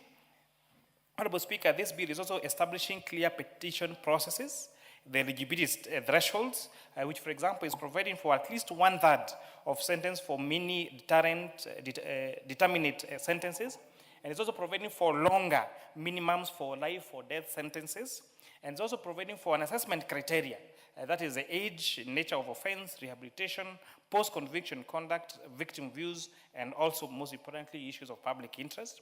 Honorable Speaker, this bill is also providing to introduce structured mechanisms for conditional pardons with supervision, record management, and revocation where such conditions have been breached. It's also going to strengthen the Secretariat, provide funding for the same Secretariat, provide awareness and reporting obligations, which including, Honorable Speaker, very important for this House, now the oversight of Parliament. Honorable Speaker, this bill is also seeking to report rehabilitation, to decongest our prisons, to reduce the physical burden of incarceration, and facilitate safe reintegration of reformed offenders. Honorable Speaker, this is not an open door for arbitrary releases. It is now going to be a structured, evidence-based system that balances mercy with justice, public safety, and the rights of victims. Maybe, Honorable Speaker, what are going to be the benefits of this particular bill if this Honorable House passes into law? Honorable Speaker, it's going to lead to reduce overcrowding, Honorable Speaker, and reduce the costs of our prisons. It's going to reduce overcrowding of our prisons and reduce the cost of our prisons, Honorable Speaker. It's important to mention that for every prisoner, Honorable Speaker, in our prisons, it will cost taxpayers money to put those individuals in those prisons. The food that they eat, the security they enjoy, the power they enjoy, the electricity they enjoy, the bills that they are fully paid for by taxpayers, Honorable Speaker. And therefore, the prevention of this overcrowding is going to reduce overcrowding, also reduce the cost to taxpayers, Honorable Speaker. This bill is also going to provide for rehabilitation and second chances. Honorable Speaker, many offenders, especially those who have demonstrated genuine reform, deserve a structured pathway back into the society. This is going to support family stability, it's going to reduce recidivism, and uphold the principle of restorative justice, Honorable Speaker. It's also going to lead to transparency and accountability. The bill is now reinforcing the independence of the advisory committee which is now going to require consideration of victims' views under Article 133(4) of our Constitution. And it's going to introduce better reporting and procedural safeguard, Honorable Speaker. You and I had this discussion earlier on the power of mercy being solely resting with the president. And whereas we expect that the president would act rationally, there could also be a rogue president, Honorable Speaker, who could also take that arbitrary power and release the worst of our criminals from a prison, Honorable Speaker. And therefore, it's now important that now that advisory committee is now being provided for through an act of parliament with now safeguards on the procedure, Honorable Speaker. It's also going to align with the national priorities, which, for example, including the bottom-up transformation agenda, which means that now these prisoners can now contribute to the welfare of our community by contributing to economic growth, Honorable Speaker. If we compare this, Honorable Speaker, for example, to the Chinese model, where the Chinese prisoners are some of the people that we see doing overseas projects, Honorable Speaker, that now lead to earning of income to their respective Honorable Speaker. So it does not pay, Honorable Speaker, to have taxpayers spend money to put energetic men and women in prison, whereas the energetic men in prison could still benefit from the benefits you're giving them, but also contribute positively to the society by using their energy, Honorable Speaker, to build our roads, to build our infrastructure projects, to build all these projects, Honorable Speaker, so that they are also productive to our economy, Honorable Speaker.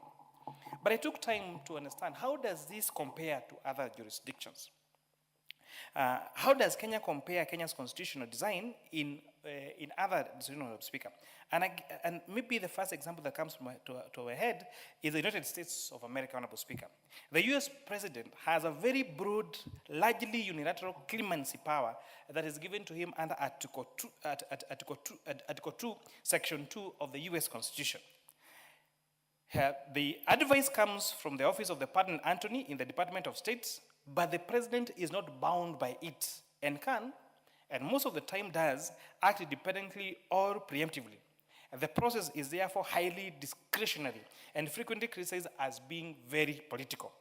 Now, this Kenya's model is now going to be more structured and less susceptible to unilateral discretion, because the Constitution will therefore require the president to act in accordance with the advice that's going to be provided to him by the multi-member advisory committee, which, very important to mention, is including non-state independent actors or members, Honorable Speaker. For the United Kingdom, the royal prerogative of mercy is exercised by the sovereign on the advice of the relevant Secretary of the State, which is usually the State Department for Justice. It is used sparingly, Honorable Speaker, and typically for clear miscarriages of justice or highly exceptional cases. And it's also not a routine tool for rehabilitation of prison management. However, Kenyan system is now going to be broader in purpose and more institutionalized through a dedicated constitutionally mandated advisory committee. Honorable Speaker, for South Africa, the President has power under Section 84(2)(j) of the Constitution of South Africa to pardon, reprieve, or remit. Applications are processed through the Department of Justice and Constitutional Development, which makes the recommendations. South Africa, therefore, has used mass remissions to manage overcrowding and has had special processes, including post-TRC, Honorable Speaker. Kenya's approach is therefore, compared to these other jurisdictions, now going to be more formalized and on a constitutional level with an independent multi-member committee, and most importantly, with explicit victim participation requirements. I think it is Honorable Millie Odhiambo who said that the current law, Honorable Speaker, gives more power or more preference to offenders more than it does, Honorable Speaker, to the victims. And therefore, this law emphasizes the need for participation of the victims, not just giving attention to the offenders, Honorable Speaker. For Nigeria, Section 175 of the Nigerian Constitution gives the President power of mercy, exercised after consultation with the Council of State. There is a Presidential Advisory Committee on the prerogative of mercy. But Kenya's model compared to that of South Africa, therefore, is comparatively stronger and independent, because now the advisory committee is much more independent as in Article 133 of our Constitution, Honorable Speaker. When you compare it with other jurisdictions of Uganda, Ghana, and Tanzania, ours will become a much better legislation that's going to ensure that there is a second chance given to offenders, that those offenders are going to be given a chance to contribute back to the economy, and most importantly, there's a constitutional process being followed.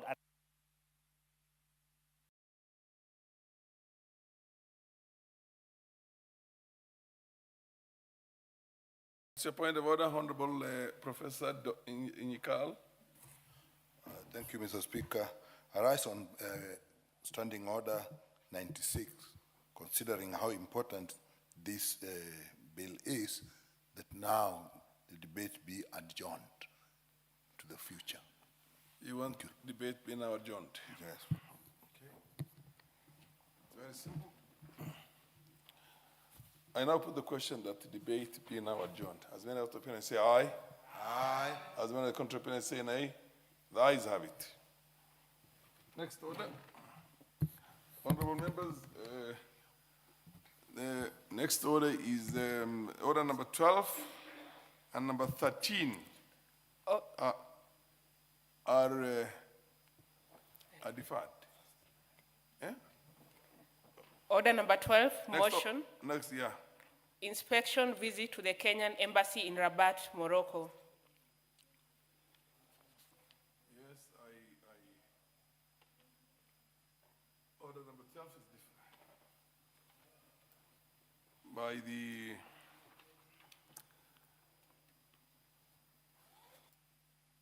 interest of the committee who want to be fully involved in this report, deliberation of this report. I have directed that this order number 12 be deferred to an appropriate date next week and to be brought in as a priority. Next order. Order number 13, motion.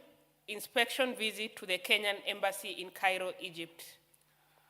I also direct that this order number 13 motion be also deferred to an appropriate date next week when the full capacity of the committee or many members of parliament are in the House to deliberate on this. Next order. Order number 14, motion. Appointment of a firm to provide external audit services to the Office of the Auditor General. I'm made to understand that the chairman of the Public Accounts Committee is not in the House and has also requested for this business to be deferred to an appropriate date in the future. So I have directed that this business also, order number 14, be deferred to an appropriate date in the future. Honorable members, there doesn't seem to be any other business on the order paper for today. And under the circumstances,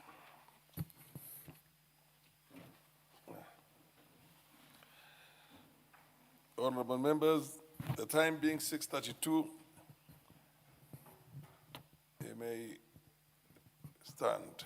The time being 6:32 p.m., this House stands adjourned until Tuesday, the 25th of August, the year 2026, at 2:30 p.m.